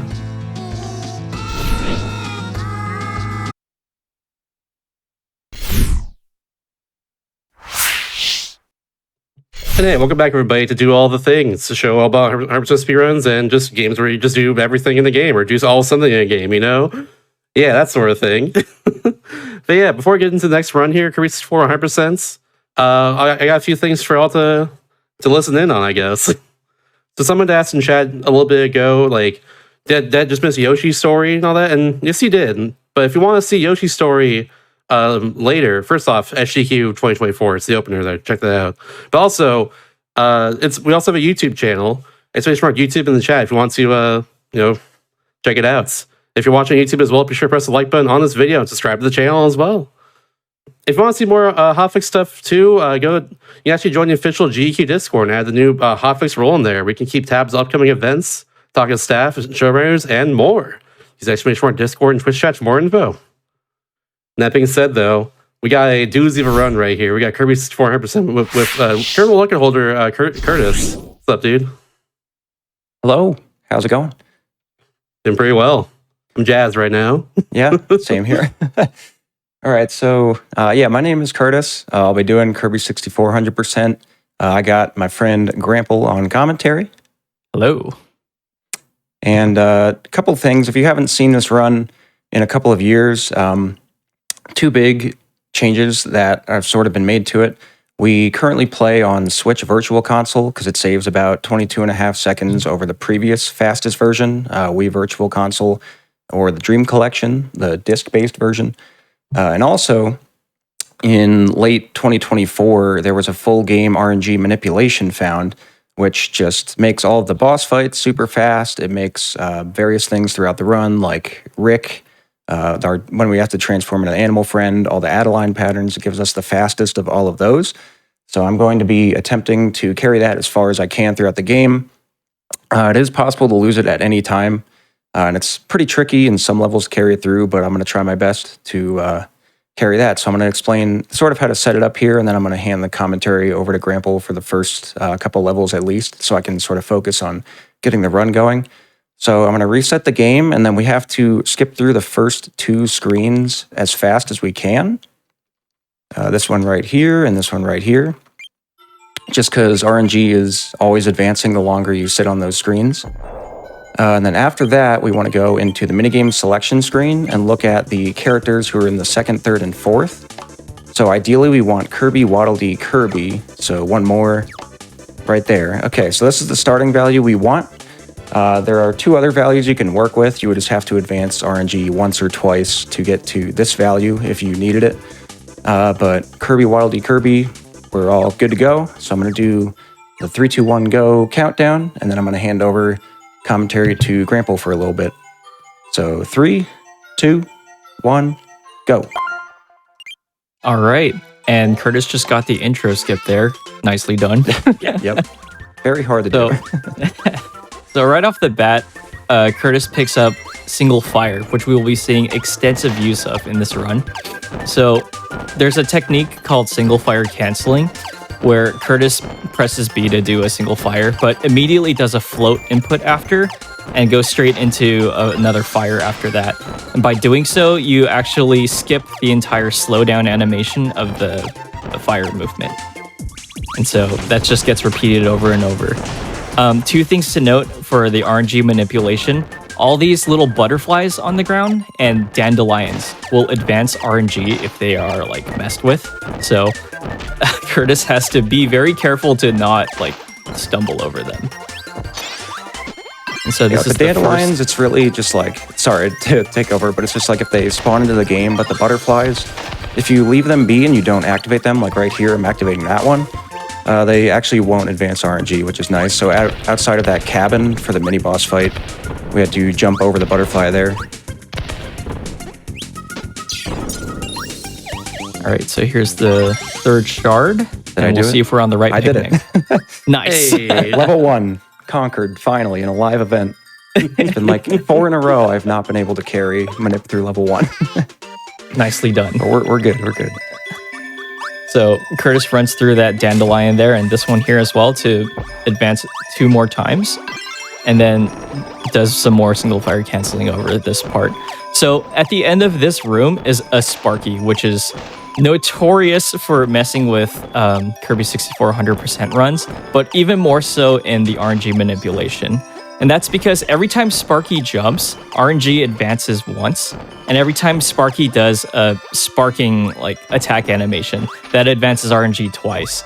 So we have to observe what Sparky does and adjust the RNG manipulation based off of what happens. And so luckily, Curtis didn't see any sparking attack animations there, so we're still on the right pattern. All right, gotta be careful here. Yeah. Yeah, fire canceling is a gift and a curse. Mm-hmm. The run can just die in situations like that if you're not careful. So every time Kirby stands still for a few frames, RNG actually advances once. So as you can see here, Curtis is ducking several times to just manually advance RNG further. And I think that was 8 squats, right? Yeah, did 8 there, and then every time we kill one of the small enemies here, we have to stand still in between them as well.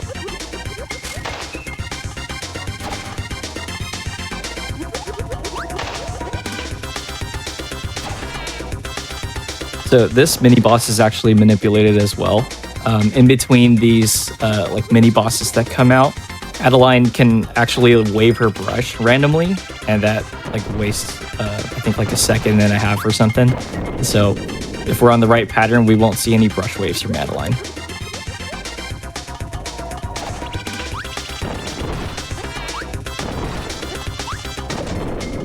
All right, everything's looking pretty good. Yeah, but just as a reminder, at the end of each level, we can tell if we still have the minute going. If the picnic is the same layout as we expect, so right there, that's the layout we want, so carried it through level 2 now.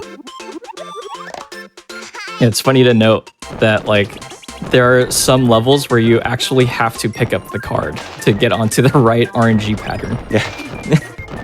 That's wild. I love that. Yeah. So Curtis is just using single fire here by like just mashing B.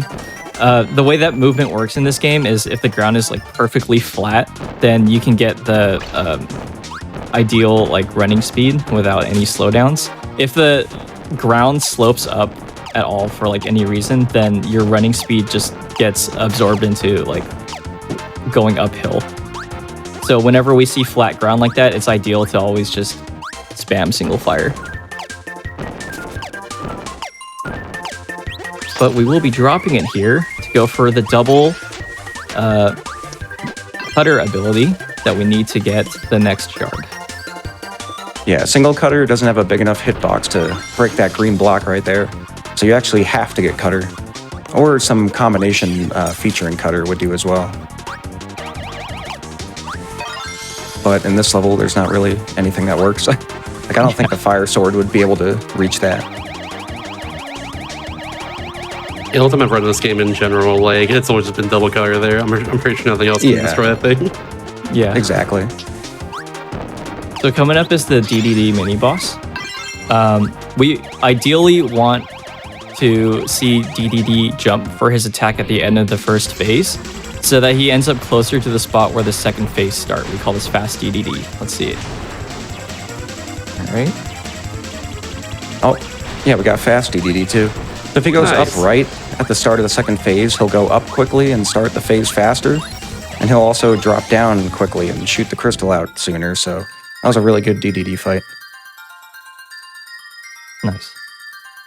I keep thinking I have to split like I have live split open, but I don't. The muscle memory.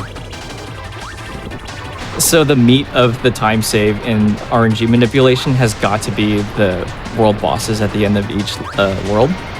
And so if you get the worst pattern for Wispy, then you'll see apples shake out of Wispy here. But instead we get the best pattern, which is the roots that come out of the ground. And also Wispy doesn't shoot out any puffs of air. Yeah, so the apple's right there. That will always happen at the start of any phase that's not the first phase. So it's not something that can be manipulated out. But other than that, that was the fastest possible Wispy fight. So huge time save there with the RNG minute. And we're out of World 1. Still got the minute going. Yes. This is good. This is good. Love to see it, honestly. Yeah.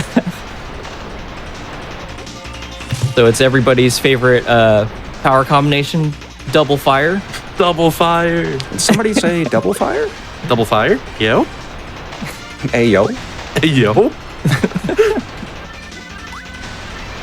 Yeah, luckily double fire is just done in the same spots every time, so it's easy to, get the right spot.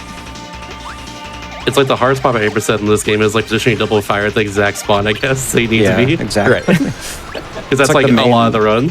The main skill in any percent is just figuring out like where and what speed you have to be at before you activate the double fire. Yeah. And 100% is using just a few rooms, but yeah. It's like that chunk there, and then in World 4 later. And now we have entered hand draws. I'm so glad you did that.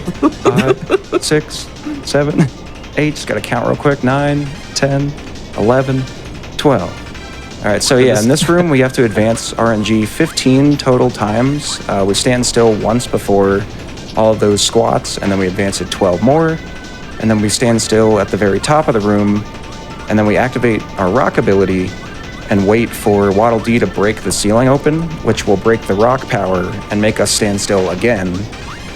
So like right here, I stand still, and then I just wait in the rock since that doesn't advance RNG, and then you'll see Waddle Dee break the ceiling open and break the power, and it'll advance again. So, the Japanese Kirby speedrunning community likes to call this level the Hikiniku Desu level because the song in the background like matches up perfectly with the syllables for Hikiniku Desu, Hikiniku Desu. That It's rules. funny, like going into their streams and they're just like singing along with it. Oh, and if you don't know, Hikiniku Desu is a like Japanese meme. It literally just means it's mincemeat. I love the great. Japanese Kirby community. They're so funny. Same. They're great. Every relay, every single year, they just have They top have the tier best memes. memes. It's so Their good. layouts are just plastered with all this stuff. It's amazing. I think don't know how- last year, like one of them make a giant PowerPoint to put over the game itself at one point. Yes. It was great. I forget what was even about in the first place. That might have been their experience of the game or something, but it was way more extra than you expect for a community relay event. Like, how do they come up with these memes so quickly? There's a few Sparkies in this room as well. So Curtis No basically pillar skip just has today. yeah, no pillar skip. Curtis basically just has to run through this room as fast as he can so that none of the Sparkies activate their attack animations.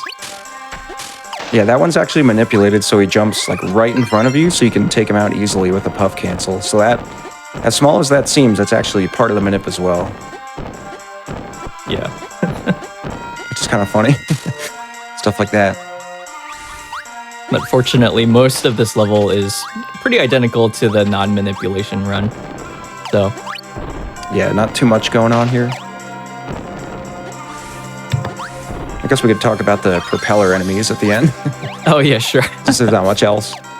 So there's these like ice propeller enemies that will advance RNG once if you go near it while you have a power. And so that comes into play at various points throughout the run because we need to manually adjust RNG. But they're not in this room, they're in the next room. Yeah, next room's got 2 Sparkies that you actually have to take out really quickly. Like, you can't be slow at all or else they'll get off a spark attack, Yeah. which would mess things up. So you'll see them coming up right here. Come on. It's like right there. Nice. Super close. Yeah. And then this one. Then we actually Nicely done. inhale this guy so that we can enter the next level. We have to come back into this level to combine with the rock enemy towards the beginning. And then we do the next level completely with curling stone. So earlier I mentioned whenever Kirby stands still for a few frames, then it advances RNG. But that's for Kirby's standing animation. So when Kirby's riding DDD, that animation actually doesn't trigger. So you can actually just freely stand still with DDD and you won't advance RNG.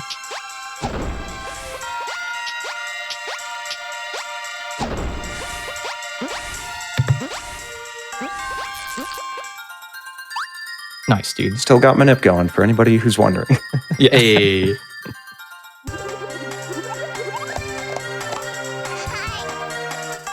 But yeah, as I mentioned, we come back here to combine for curling stone. And also, I don't think we've talked about this before, but every time you enter a level with at least 2 HP, that in itself will advance RNG. So anytime we have to backtrack, all of that has been accounted for in terms of the manip.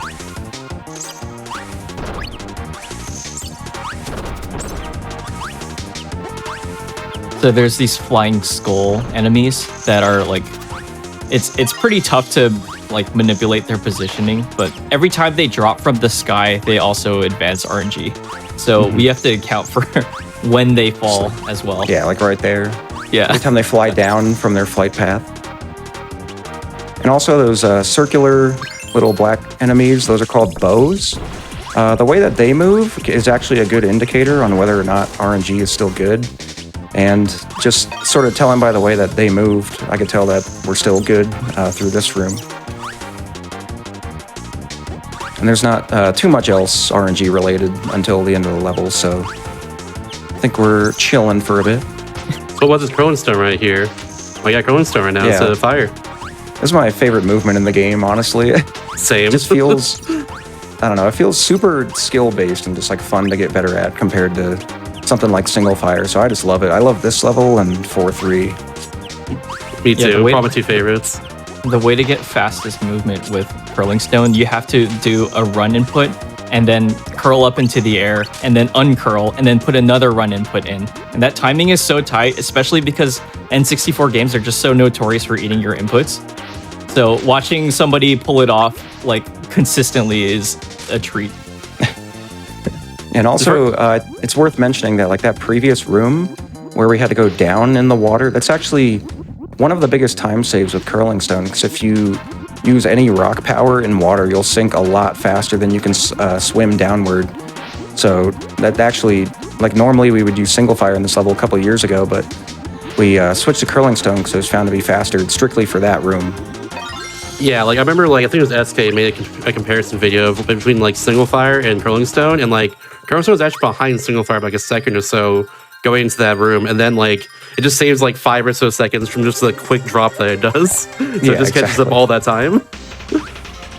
Okay, so here's one of the major run differences for RNG manipulation. Curtis just skipped the bomb enemy.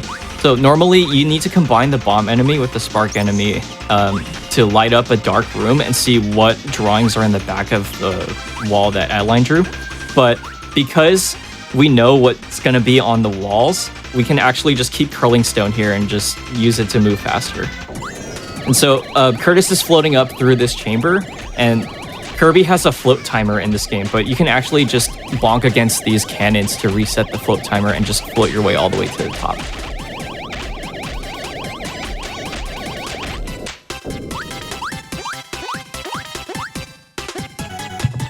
And there's some 2, pumps. 3, 4, 5. All right, so this room we have to advance it 6 times just to make sure we get the correct pattern from Adeline.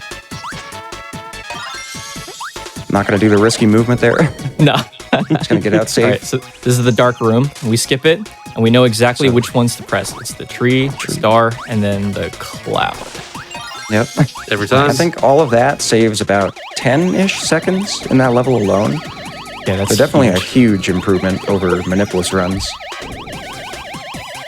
And we advance it once more there. There's like a few spots on the run there that's like that too. Like 5-3 is also the same way too, if I recall. So normally you would combine there for double spark to go into the Pix fight. But because we know that Pix is going to give the most optimal pattern every time, it's fine to just keep whatever double power we have. And in this case, that's the curling stone. And then here, all we do is 1, 2 advancements, hold the power so that we don't have to advance anymore, and then sit around and wait for an entire minute and do nothing. So how are Take a y'all doing? Sip of tea. So how was your day? It's been pretty good. I was actually sick earlier this week. I'm just coming off of it, but I'm feeling a lot better today. Glad to Which hear is why that. I'm sipping tea. My throat's a little bit sore still, but feeling a lot better than I was earlier. And I was super ready for this run, so I'm having a good time. Hell yeah, hell yeah. How about you, Grandpa? Wait, how y'all doing? Good, good. Just looking forward to watching Curtis carry the manip through this entire run, you know? Because I know he'll do it. Get a 105 today. No pressure, no pressure. Yeah.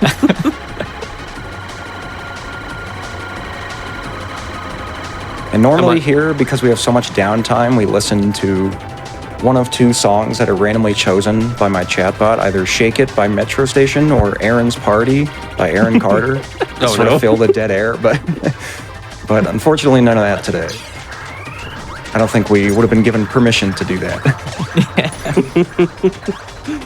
Fun fact, if you spit the corresponding color at the right diamond, it does twice as much damage.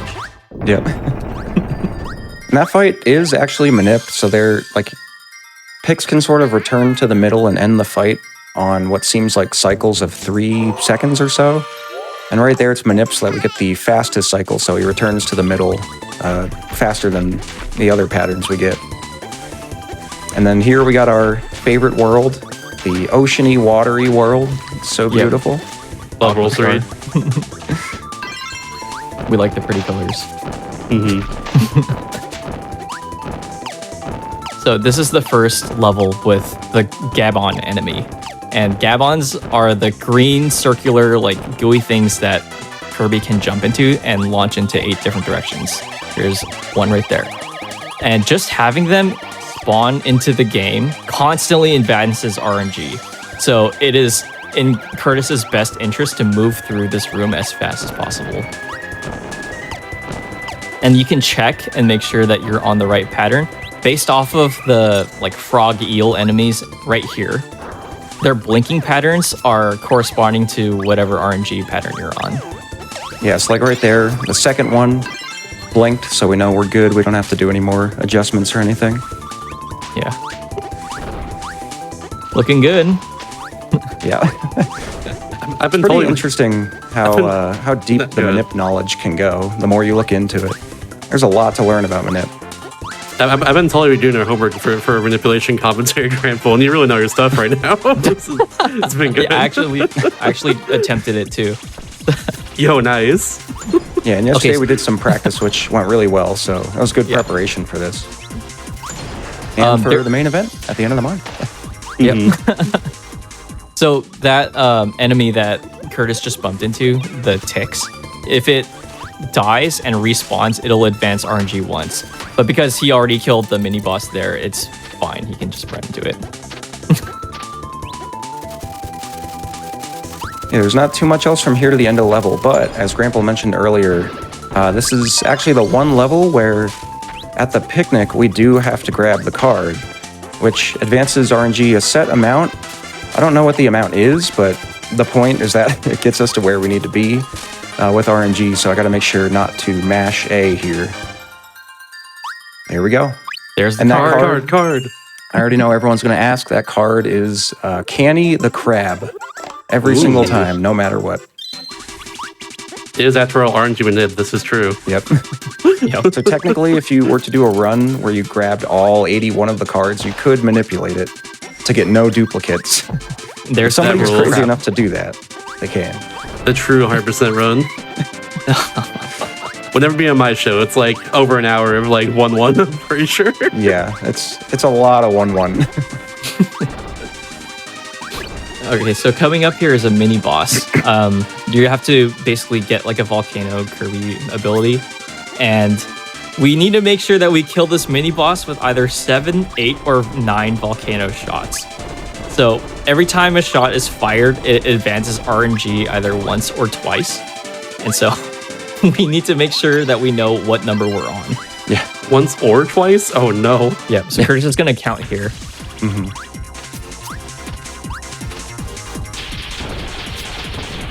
All right, we got 8 there, which is good. Yep, that's what we want. Whoops. And then, yeah, for this boat section, we have to jump at very specific parts in a very specific way. So I do 3 advancements here. And then everything from here on is actually mapped out. Like, you have to move the exact same way every time in order to get RNG to end up where you want it. So like similarly to Kirby's normal movement, if you jump and then stay on the ground for about like a third of a second or so, RNG will advance once, and then if you stay on the ground too long after that, it will advance again. So all of these things you have to pay attention to while going down this river. Yeah, luckily, if you just jump at the right time in the right spot every time, then you'll probably be fine. Yeah, exactly. And here we get the fun invincibility candy. Dance gamers. I like that one. It's a good alternative. Yeah, it's good. And then coming up here, I gotta count the waterfalls I run over. A 1, a 2, a 3. Just gotta make sure I get that shard and I don't. Yeah, gotta overrun count. it. Gotta make sure it's the right one. Yeah. No, we're good. We got it. We got it. Yeah, we're good. We're good.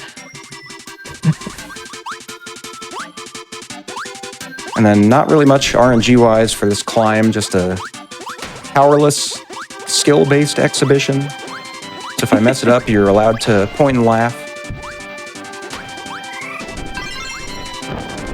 Worth mentioning that these logs look absolutely delicious. They really do. They feel like cinnamon or something. Yeah. Like something you could get at like a Japanese bakery. Ooh, Chocolate covered almond log. absolutely. Or like a Christmas Yule log. All right, good picnic there. Nice, nice. So we're still good. Then in this first room of this level, we got a bunch of people's favorite, I guess, background character. It's not really an NPC, it's more of a decoration piece. Yeah, I heard there was like a elephant. rumor. Yeah, there's like an elephant somewhere in this game, but only once. I don't know. I'm not really Only- sure where it shows up. Only Maybe- one singular time. Yeah, just only the once. Where could it be? Whoa! Oh, there it is! Oh, my god! And there he goes. There he goes. I'll miss him. All right. So Whoops. this is That bit's new to me. What the heck? this used to be like everyone's favorite level for guessing. So when we didn't know what the RNG pattern was every time in a 100% run, you needed to combine the cutter and stone ability to get to carve out a rock to be one of 6 animal friends from Kirby's Dream Land 3. But the thing is, you have to get Rick the hamster in order to climb the wall to get the last shard in this level. And so it used to be a fun gag to guess how many times until we get Rick. But since we know No more. what pattern we're on, we know every time it'll be first try. Manip is the no fun allowed run. Yeah. Dude, are you gonna do it? No. I'm not doing fast combo. We're gonna do the slow, easy combo. Hooray. Don't want the run to die. Sometimes you Yeah. gotta go slow to go fast. That's how it goes. Yep. Gotta go slow to not embarrass yourself. All right. We got it. I still remember how to do Hey. it. We're locked in. So here you'll see we transform into the fish right here. And then in the next room, it's gonna go Rick, pitch, and then Rick again. So we get Rick, 0th try, pitch first try, break that wall, and then we got Rick. Oh my god, first Hey. try. Ah! And then There he is. there's a special surprise newish movement that's also manipulated after Rick. So Ooh. check this out in a couple seconds here. Hopefully I can do it properly. I know it was well before Manip was found. Like I think the highest Rick count was 27th try, I want to say. Yeah, Manipulus, that's the highest it could possibly be. Yeah. Yeah, here we actually transform into Pitch. Whoops, almost messed it up there. Pitch the bird, which makes this climb a lot faster than just doing it as Kirby. So that's a super nice addition to the Manip as well. I think that 27th try was ZZZ Honky. Yep. It might have been. Yeah. I know I've gone 21st try myself. We just Just couldn't wild. find the evidence because it was like a Nico clip. That would do it.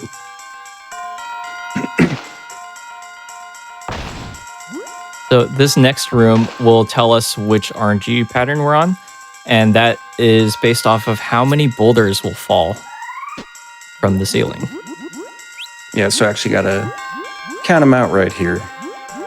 So let's see how many break.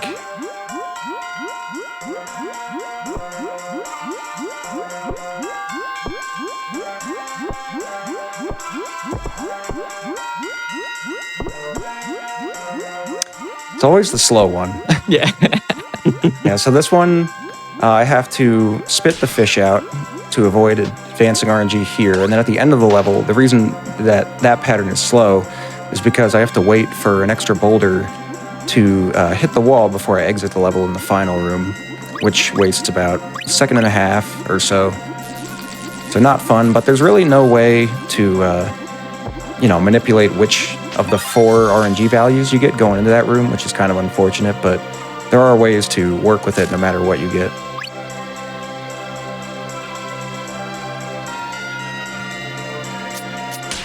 Whoops.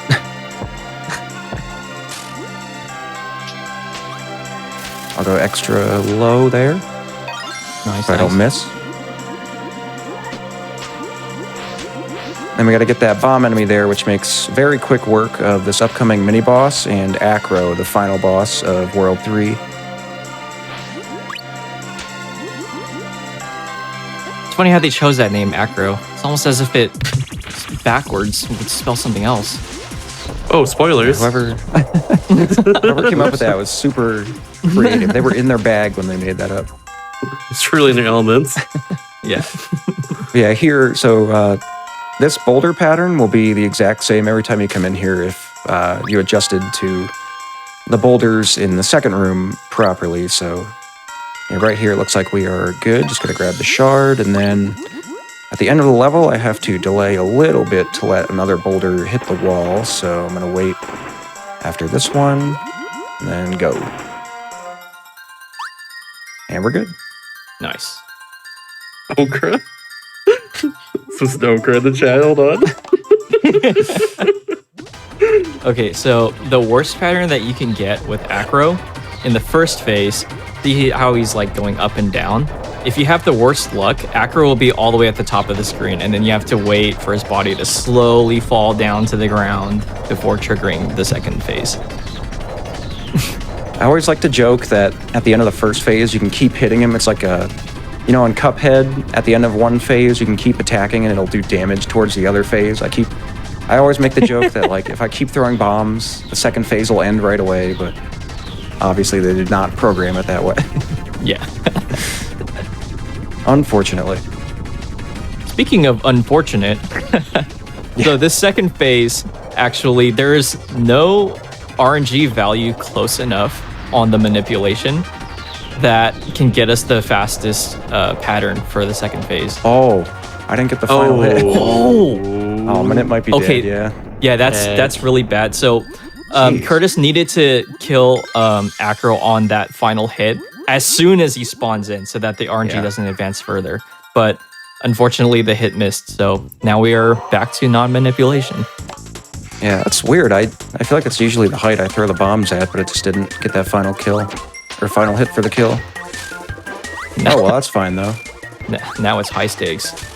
Yeah. For like, I was about to say half the game, but like, not really. First, it was pretty fast. Kept it for a while, though. It's really good. Yeah, honestly, like getting to Rick is so huge. So that was pretty good. It's a pretty massive one, honestly. So 4-1, we like to call this the butter level because of the buttery smooth, powerless movement that you have to do here. Facts. Yeah, mainly just this first room. I feel like the rest, just like your typical single fire, so, business as usual. Like right here, we get single fire back.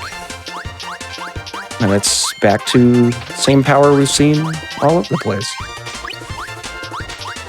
So this next room has a bunch of vines. And if you jump off of the vine while it's moving in the right direction, you can actually carry that momentum forward. And so Curtis is trying to hit the right cycle on the second set of vines here. He catches it. Okay, nice. Now he's going to carry that momentum forward and use that to get on the early cycle for this vine. Carries him to the early boss. That was sick. I don't think I've seen a particular vine strat before. That's really cool. I don't know how you get it so consistently, Curtis. It's so hard. Yeah, I used to do it a much sketchier way, but I think Riolu came up with a couple strats that were a little bit safer, so I learned those, and it's definitely been a bit easier to do more consistently. Shouts to Dark Riolo as well for coming with the RNG tip in the first place for this run. Yeah, exactly. Yep. Dark Real has contributed a lot to the movement optimization for 100%. And just like a lot of Kirby games in general too. You just be on this one. Probably Runner, Forgotten Land, and Air Ride in particular as well. And Dreamland 3. I wonder if I take out those flowers, if I can fix RNG. We'll see. I'll spit fire away, see what happens. All right. Nope. No, that's not the right picnic. Maybe. Actually, that could be a variation. I don't know. I guess we'll see. That'd be really cool if I do bring it back. Yeah. But I will not get my hopes up. So we had to backtrack there to 2-4 to combine with the bomb enemy. And combining bomb with stone gives us dynamite, which is the only way to burst open a breakable wall later in this level.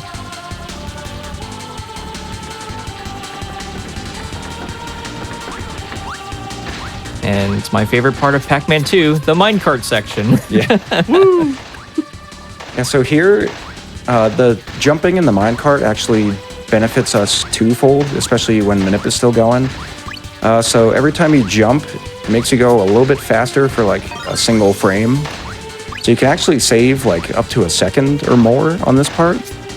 And also, similarly to the river section, if you jump and then stay on the ground too long, you'll advance RNG. So here we actually want to prevent advancing it at all, so we just have to keep jumping. And also make sure to take out all the Sparkies that are all over the tracks. Just squish them. Yeah, You gonna go for the Curtis Bob? I'll go for it. Why not? All right. Let's see it. I did not get it. My own trick, and I can never do it. Saves probably like 0.001 second. That could be a difference between PB and a record, though. You never know. True. Hopefully not, but it could be. Yeah.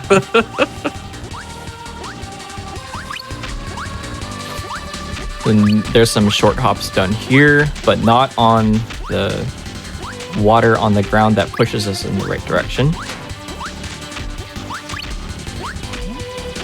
Yeah, here, like we mentioned earlier, slopes will slow you down a lot horizontally. And also on top of that, the slopes have water that's pushing against you. So if you stay on the ground, it'll slow you down even more than our normal slope would. So you definitely have to keep short hopping there. Also, yeah, then- shoutouts to this sorry, go game's ahead. OST. Yep. Being really good. Yeah. Top 3 Kirby OST, in my opinion. It's so good. There's so many good soundtracks in the Kirby series. It's hard to really pick like a definitive like best Kirby OST, I feel like. All right, so Curtis nice. threw. Ooh. Yeah. He Fast threw Dynamite. dynamite early there because dynamite has a really wide blast radius. And so if you get it just right above that breakable wall, you can actually break it from above, which is faster. But it's so like unsafe. Yeah. I don't know how you get it every time.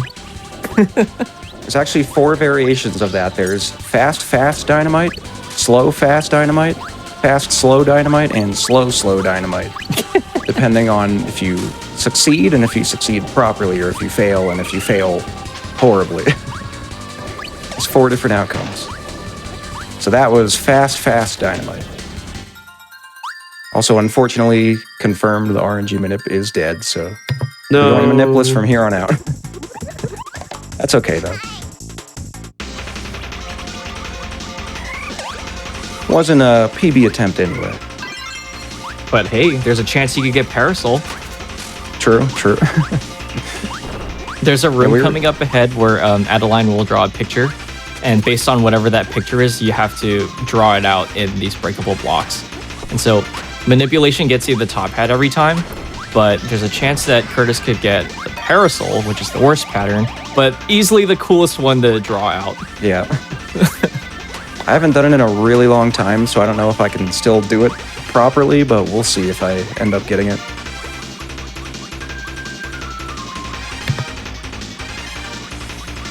So Yeah, like Curtis, yep.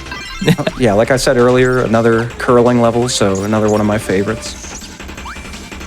Yeah. So Curtis combines for curling here, and it's pretty hard to do on this level in particular because these platforms are so narrow, and there's just so many enemies and like things you can bump on, and whenever you bump on a wall as curling, it'll just recoil you right back in the other direction. But the movement looks butter. It looks clean. Oh, Level move. part 2. What do we get? And pizza. Oh, no. Of course. No. All right, let's see if I can do it. Oh no! I already messed up. Second try, though. Second try. Yeah, second I'll try. try Throw one him more back? time. Yeah. Whoops, that was just awful. All right, I'll just All right. do it slowly. Dang. Do it the embarrassing way. You should be ashamed of yourself. I'm kidding. Whoops. One more? All right. Nice. Nice, Got it. nice. It's been so long since I've done that.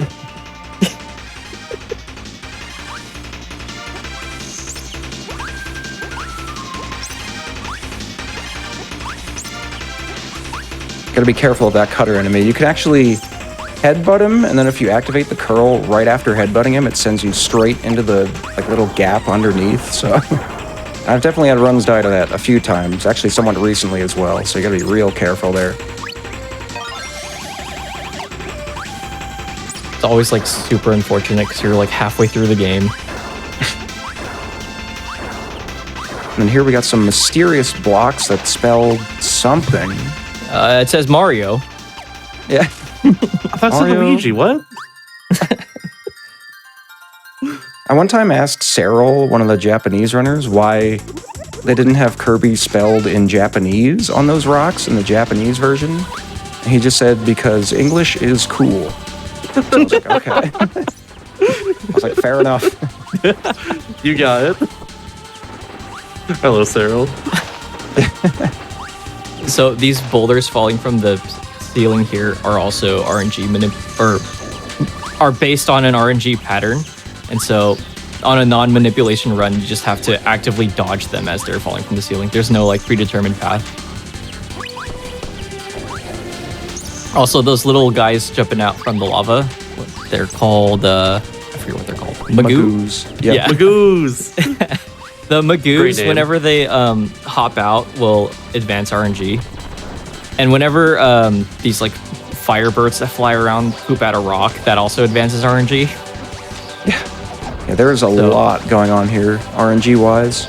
So this is Yeah. definitely like probably the hardest level with Manip to get through. Like even these, the bow enemies right there that I just took out, those guys, every time they pick a direction and move, they advance RNG. So it's like you got them, you got the birds, you got the Magoos coming out of the lava, it's just everywhere. You gotta be paying attention to something. Whoops. I think I've seen more runs die to Manip in this level than anywhere else, just because there's so much Oh, yeah. going on. Understandable, honestly. Gotta make sure I keep my health up here. Taking a lot of damage as DDD, I'm sorry, bud. Someone's asked in the chat real quickly what it means to advance RNG in general, like what that just has a term, I guess. Would you like to explain that real quick? Sure. So, the game tracks your luck based off of a value that's stored in the game. And whenever something luck-based needs to happen, it'll check that value and then run a calculation to see what you're gonna get. And so I want that. RNG, nice. RNG manipulation is the act of, we know what can manipulate the RNG to advance once or twice. Think of it like counting cards. And so if we know what count we're on, we know what value to advance RNG. Also, this is a Monka moment. Yeah, I don't know what's going on. Yeah, Curtis has to It's break okay, a though. rock up ahead without taking damage. And there's like a lava pit underneath. We'll see what happens. Okay. Float down. Yeah. All right. There we go. All right, cool. All right. Now we can die freely. It's fine. Sorry, I've just never seen that safe strat before. I've had to do it before myself, don't worry. If I didn't go back for that piece of health, I would have been dead, and I probably would have had to go get ice and come back. Yeah. That could have been bad. Thank goodness. Super unfortunate. Yeah, So we got RNG. some health here, so a little bit of buffer going forward. Also, you can tell what pattern you're on based off of how high the Magoos jump out of the lava. So that's totally controlled by RNG.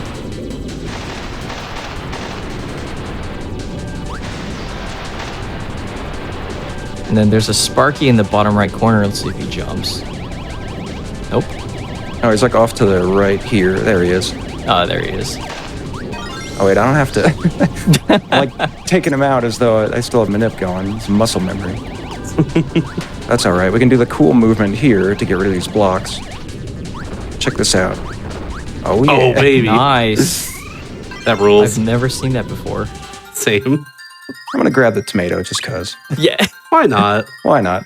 You're free now. You can get whatever you want. Unshackled. Free to move. Unshackled by fast. Yes. Let's see how Magman You can go treats slow. us It's here. fine. So the worst pattern of Magman, he'll shoot out these 3 tentacles right here. So this is the worst pattern because he can only get 2 hits. And ideally, we would only want to see 2 attack cycles in the first phase. But we're going to get 3 here. Also, there's a really, really rare chance that the game could crash when we go to phase 2. See if that happens. Dang it. Nope. We always hope for that. I mean, unless it's a good run, like, it's just so rare that we always kind of hope that that happens, but it's basically never happened. I know it's happened to me at least once. Yeah, On Drink it's happened to Collection me, version. I think, one time as well. But it's See what he does also here. it's also confirmed, like, we've seen that crash happen on every platform this game has been released on. Yep. Dang, no kidding. Should have thrown the power out. Oh well. All right, there's All Whirlpool. good. And now the real run begins. Yep. Yeah, if you carry Manip here, then the run finally starts to get exciting. Yeah. Other than that, it's just like same exact thing every time. Just another day. John, I don't know I'm saying that. World 4 and 5 is where run begins. last world also where it begins. That world's also really Yeah. hard. Ooh, World 6, intimidate. I'm kidding.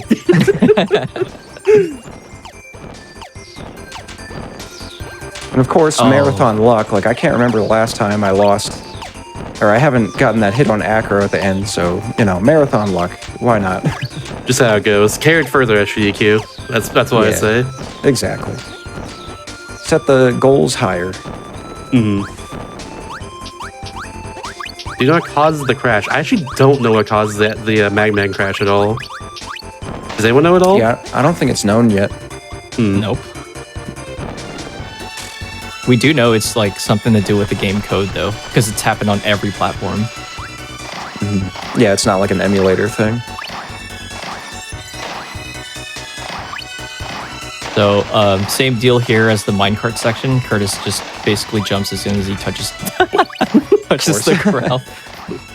I try to. Sometimes I just get stuck on the ground because this part's kind of jank. It's really tiny to see like how much time you save by doing these short hops. And I was like a non-believer for the longest time. And then Curtis finally timed it and it's like a couple seconds faster to do these short hops. So you can get It like really adds over, up. you can get like over 60 jumps in. So like 1 frame for each of those, it saves like a second and a half or a second or something.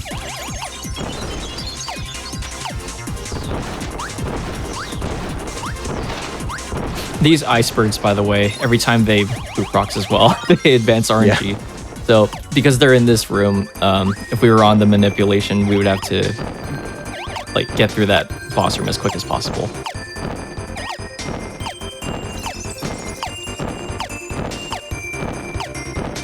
And here we got this water section that's kind of a pain in the butt. I don't think, did we talk about how water affects animation speed? Oh no. Basically, all it does is it slows down anything you do to 0.5 speed. So So all even the fire looks super sluggish here.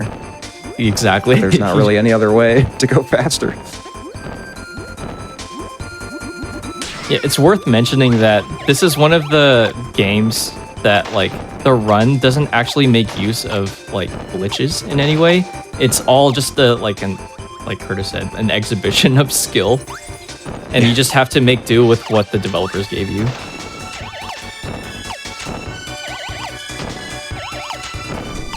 At first, I thought you were going to say this is one of the games of all time. I was going to be like, yeah, definitely agree.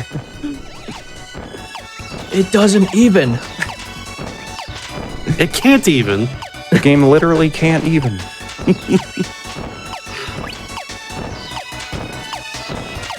The only thing I'm worried about now that we're Manipulists is Sparky coming up. Oh, true. I just got to get past that, and I'll be perfectly fine for the rest. All right, time for the banger remix of Butter Yep. Bridge. My 5-2. favorite song in the whole game.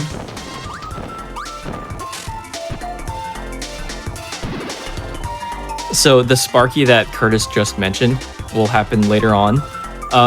There's a breakable block that we have to break using, what was it, needle and spark?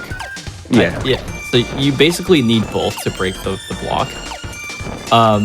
But the unfortunate thing is that there's only one Sparky along the route, and you can either do one of two things. One is immediately jump off, and there's nothing you can do, or it'll just sit there looking pretty. The Sparky's the worst. Yes. Killer of many, many roads in this game. So on manipulation, the Sparky will always just sit there. But because we're off of manipulation now, there's anything can happen. You don't know? I guess we'll see. It's a mystery to us all. Yep. But if the Sparky dies or you miss the ability combination, you have to go all the way back and grab Needle, and that's like a minute long. Super Yeah. unfortunate.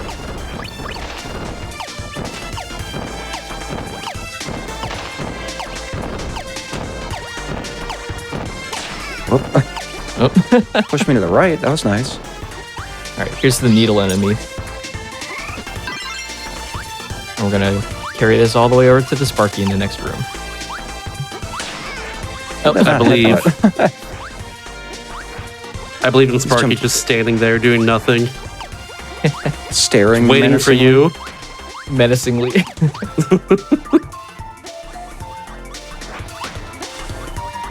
Just let the relaxing OST wash over you. So You'll- good.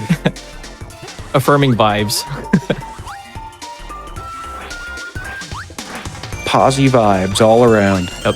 Positive Yeah. affirmations. All right, here it comes. I believe. And there we go. Sparky, why? Goodbye, Sparky. Excellent. Just get rid of those guys. Get them out of the way. Respawn Sparky. Oh, please, please, please. All right. Nice. Okay. Yeah. Nice. You, yeah, I did you that only real get slow. one shot. You don't want to miss that. Whoops. All right, I got to be careful here. Yeah, Everyone out of my way. All right, we're good. I'm gonna get the tomato again. yeah. Why not? You're free now. The run's free. I'll keep saying that.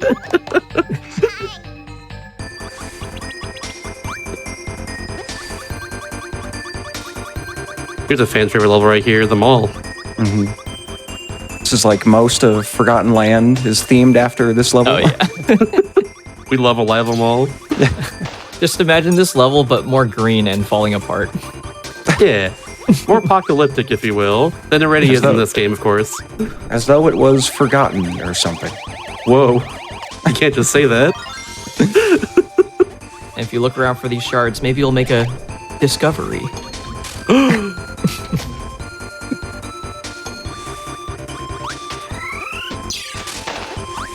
So there's another Adeline RNG pattern coming up ahead.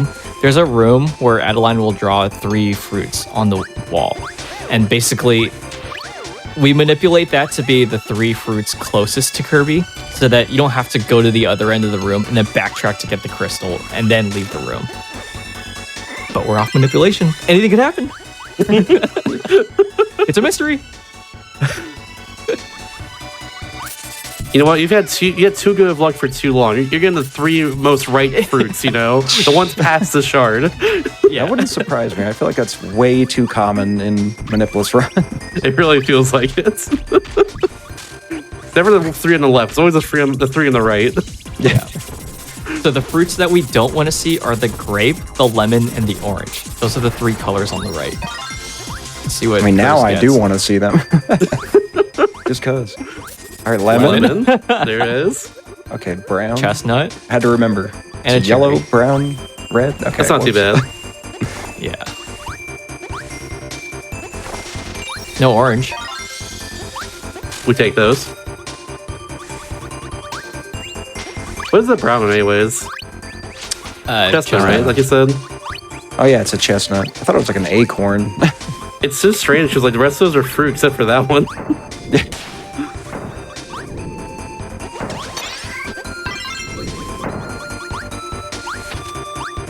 Here we get the drill power back. This is going to be used specifically for the first shard and the next level. As you'll see, there's like a barrier that's brown and orange that we have to break. But also, fun fact, when you have the drill active, you move at the same speed as running speed. But the only thing that makes it slow is obviously when you shoot the drill, there's like a little bit of a delay before you can start running again. Yeah, Kirby just completely comes to a standstill. And the aimbot room. These cannons are really good at predicting where you're going. These shots were Actually- just so mean. Yeah. Yeah. They would cheat online, honestly.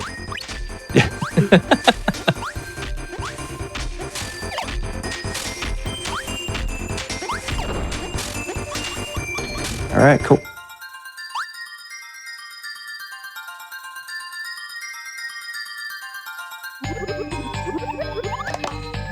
Yeah, so main 2 things throughout World 5 that are affected by RNG are definitely Sparky in 5.2 and then the Adeline pattern in that last level. Coming up here, there is some movement we can do in the next part with DDD, where we can skip the final hammer and save about 3 seconds or so if I go fast enough. So I just have to play good here the next part. And I can Play save some goodly. time. Play goodly. Yes. Also, side notes, I didn't know you can shoot that drill downwards until I like start Oh, speedrunning yeah. this game. Oh yeah, There's like a lot of through people the that floor. were the same, yeah. Yeah. I don't know if I knew that before speedrunning it.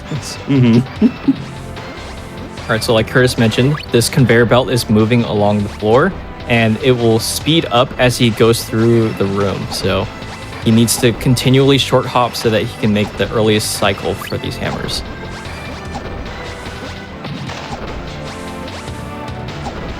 Yeah, this one we can't skip, so we gotta wait for that one. And getting hit by the hammer is an instant kill, by the way. Yeah. No pressure. Yeah. All right, here we go. Easy. Oh, let's I go. was walking through the end of that. Yeah. Styling on Oh, him. jeez. I didn't even try to do that. I'll say I was, you know. And then we have the hippo in the glass over there. In the Yeah, so those background. flower enemies right there, if Manip was still going, those would actually sort of tell you what RNG value you're on so that from here until the last room in the level, you can know how much you have to advance RNG before leaving.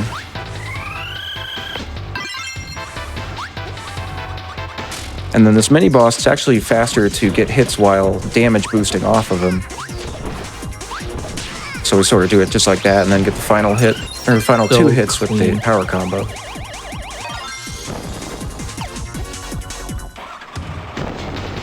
And we have Crusher Room number 2. Another instant kill. This level, they really went all out with Yeah. the insta-kill stuff. They really did. I was just thinking about this too. Like Yoshi Star earlier had a late game level as well that like had instant kill crushers. So like there's another similarity between both games. Guns being the same console and also being SGDQ.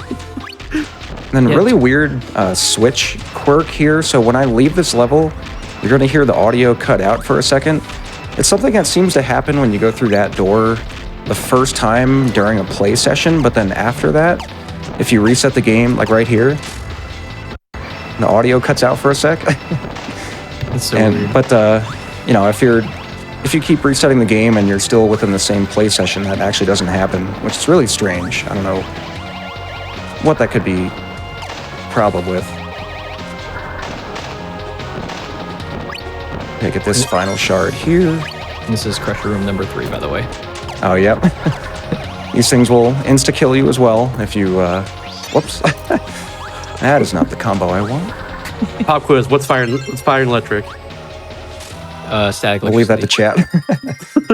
Oh, sorry. I'm sorry. Oh, no, you're good. No, either way. I had to think about it Shasta, for a sec as well. Do you want to tell them about the Bulby cycle? Oh gosh. All right. So in Jimmy Neutron, Adventure Jimmy Neutron for Nickelodeon, for the Nickelodeon, yes, of course, it's a console. There's a character called Bulby Shrubnowski. He goes slap, slap, slap, clap, clap, clap, and so does HR here. We want to see a pattern that's a slap, a clap, and then a slap. Unfortunately, we didn't get that here. That's the attacks we want in this case. Yeah, we got the clap slap instead. Yeah. If we get the Bulby Stroganowski cycle, which is super fast. Yeah. Compared to what we're getting now. I'm pretty sure we have a meme picture floating around of like HR with Bulby's head on it. This would not surprise me. I don't know if I've seen that. I don't know if I want to. Same, actually. Well, I'm morbidly curious now, but previously probably not.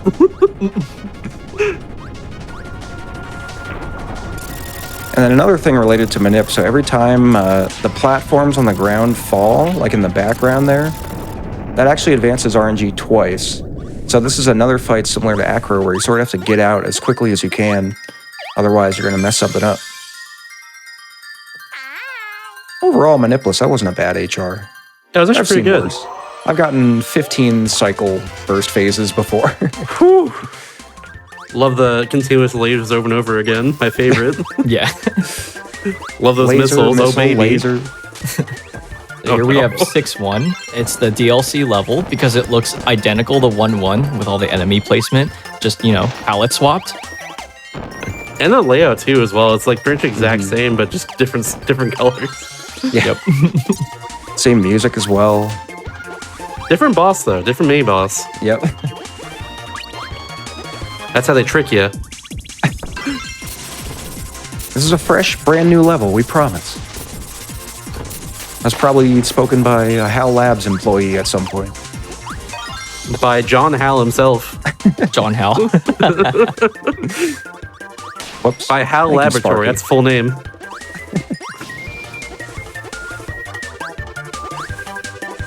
Does Sparky not normally jump there during the minute? No, he sort of jumps out of our way and then does a spark attack. Gotcha. It's actually one instance where we don't have to take Sparky out, we just sort of let him go. Alright.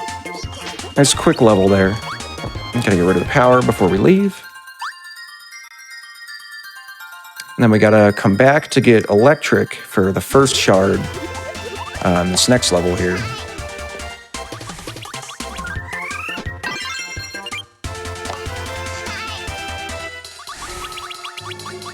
And then really the only things remaining in the run related to RNG that we would have to worry about with Manip are the Miracle Matter fight and 0-2. Miracle Matter, basically, normally it would be Manipped so that because normally we go in with the Cutter and Spark power that we're actually about to get right here, and that we use throughout most of World 6. We would start Miracle Matter with Cutter and then get Spark for the second phase. We can just take them out quickly with the power, but this time around we're going to have to do some lottery time, which is like what we like to call the Manipless Miracle Matter fight. That's a meme carried over from the Japanese community because whenever they got to the end, they would say out loud, "Lottery time!" Also, by the way, I just gotta say it too. The lightsaber here, one of the best powers in this game. I love it so much. It does have wide range, but it's unfortunate that the attack animation likes to eat your A inputs. So That's kind of true. Ever since running this game, I've become a lightsaber denier. No. I'm not as much of a fan, strictly because of the movement. It buffers inputs really strangely, and a lot of times just eats your jumps. So it has actually killed some runs, so I'm not as big of a fan of it. But it is cool, I'll give it that. That's fair, honestly. It's not my favorite, though. My favorite is Fireworks, but that's a close second, I would say. yeah, Fireworks is great. It's Hey, actually chat, cool for any percent. we go into Miracle Matter with fireworks. So we hope for some different Ooh. powers at the beginning of that fight. I didn't know that. Oh, I knew that. It's been a while. That's a so long cool though. Yeah. Also, chat, what's your favorite Kirby power in this game? What's your favorite power combination? Let us know.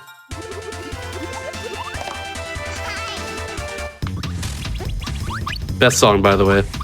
Yep, This another is jammer right here. unironically the best song. This level's pretty cool because it's like a boss rush, but with just tiny little enemies. So there's 5 rooms of that. You just got to take them out real quick with the lightsaber, and then in the 3rd room you have to exchange it quickly for the fire bow and arrow to get, I think, the 2nd shard. Yep. Yep, second. The last one's in the last room, 5th room. Yep. The 135. Penguin. Ooh, two people immediately said ninja stars, and yeah, that's pretty good. Yep. Glad I had this place good in the one. run at one point. Okay, so Curtis takes out the first 3 enemies here and immediately tosses the lightsaber, combines here for fire and needle, breaks the floor, and then immediately dumps it and gets his lightsaber back off the next 2 enemies. So smooth. Super clean. I love that. It just works out like that every time. Super convenient. We get Spark and Cutter at the very end. Yeah, and you still get the ability you need to break the floor. Oh, see, right there, it just ate a jump. I don't know why that happens. Get some good answers in chat for sure. Fire Sword's a good one for sure. Yeah, Bombfire's fireworks, very nice as well. I'm saying missiles, which respectable choice for sure. First, like single bomb myself, but do we gotta do? And for me, it's double needle. You see all the pointy things come out. It's so funny. Gosh, yeah. Has anyone said fridge? I think it's not one fridge. Okay. 2 fridges actually. I was going to say, I'm surprised if nobody said fridge. Yeah. Yeah, fridge is definitely a fan favorite one. All right. Lottery time. Lottery time. Here we go. Hey. We're looking for Spark or Cutter. Let's see what happens. Or Yellow or both. green. Spark. Let's see what happens. All right. No. All right, so Curtis is going to do some movement here where he grabs the needle ability on the wall and then immediately grabs the needle ability on the floor to get an early kill there. Ideally, he good wants fire. to get all of these phases in one cycle, meaning that we won't see them again. So he just one-cycled the needle and fire phases. This is the bomb phase, and it is the only phase that requires 2 hits. Nice spawns there. It's looking good right there. Hey, there we go. That's a tight one. Ice is free. Yep. Thankfully. A lot of these are not very impressive. Spark is one of the hardest ones, though. Yeah, Spark, you do have to get really lucky with where these come out. That was decent. My One word. cycle. It's close, it's close. Nah. Yeah, just a little off. Oh, Oh, lightsaber. Oh, Oh, come I missed the on. combo. That's so mean, game. Come on, give it to him.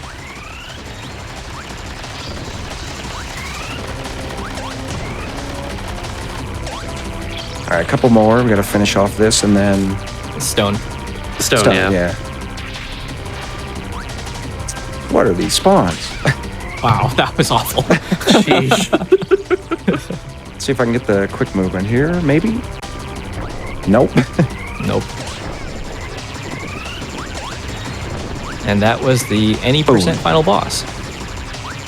All right, our any percent run of do all the things is over now. Thank goodness. I hate having 8% in this show. Okay, so Curtis is coming up into the true final boss called 02. There's a luck-based strat that we're going to go for here called the 0-2-1 cycle. So the first phase, Curtis is just going to shoot the eyes, and in the second phase, there's a band-aid underneath the halo. So in the second phase, he shoots the halo and exposes the band-aid, which exposes the needle in the third phase. So when the needle shrinks in the third phase, as it's shrinking down, if you time it just right, you can have 0-2 flip so that you can hit the band-aid before the halo comes back. I know that's a lot of word vomit, but we'll see it in action if Curtis gets lucky here. Also, time is coming up. It'll be on the final hit of the green needle. I believe in the 1 cycle. You got this. You got this O2 in particular, but yeah. Come on, John Hal. Come on. Come on, Hal Lab. Okay. Flip. Oh, there we go. Oh, That's the 1 cycle, baby. There it is. All right, time is coming up very, very soon.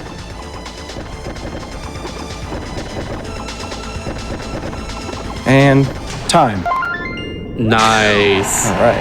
GG's, dude. GG. What was the time on that? That was It's like 108.15. Yeah. I'll take that. For losing Manip after Acker, I'll gladly take that. That was good.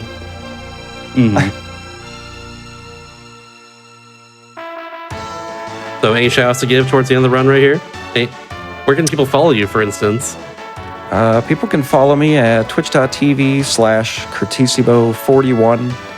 I know for a lot of these events, I submit my name as just Curtissimo, but that's not my Twitch username. A little bit confusing. Besides that, shout out to Grample for helping with commentary. Helped a bunch, especially with helping me focus on doing the run. Shout out to my community that's always showing up for attempts and stuff. Shout out to the GDQ crowd. You guys are always super supportive and positive and everything. And shout out to you, Shasta, for hosting this event and having me on. Hey, thank you. It's been a good time. Yeah. Can't wait for SGQ as well. We're shutting this off, and I'll yeah. also be there, and so will Grandpa. hell yeah. I will carry Manip further, for sure. Hey. Maybe. I believe. Asterisk, maybe. Hopefully. That being said, that's the end of our show for tonight for Do All the Things. So thank you all for watching. That being said, though, we're not done on the channel itself. After this, we do have Parallel Universe. We do have a bunch of games and other cool things like that. Just fan-created content of just different games. So I think if I recall correctly, today is just a bunch of stuff in Super Monkey Ball Banana Mania. So check it out. Should be a great time. Monkey Ball is always a fun time to watch, like people go fast in. Before I go, also plug that your subs, Prime Gaming subs, gift subs, and bits here on GDQ Twitch channel help support GDQ Hotfix. So if you enjoy watching the speedruns, consider subscribing to the channel. And I'll say it too as well. There are new hype train emotes. They're very good. They're all animated. That's all I'll say. I'm just gonna throw it out there. But yeah, stick around for Parallel Universe, and we'll be back with some of that. But I'll see y'all later. Actually, before you go, hold on 1 second. This will be the last time I'll be here in this sort of locale. I'm actually moving. So next show I do will not be here again. So I saw that. That's pretty cool. Congratulations. That's huge. Thank you. Just wanted to say it real fast. But yeah, stick around for Parallel Universe. I'll see y'all there.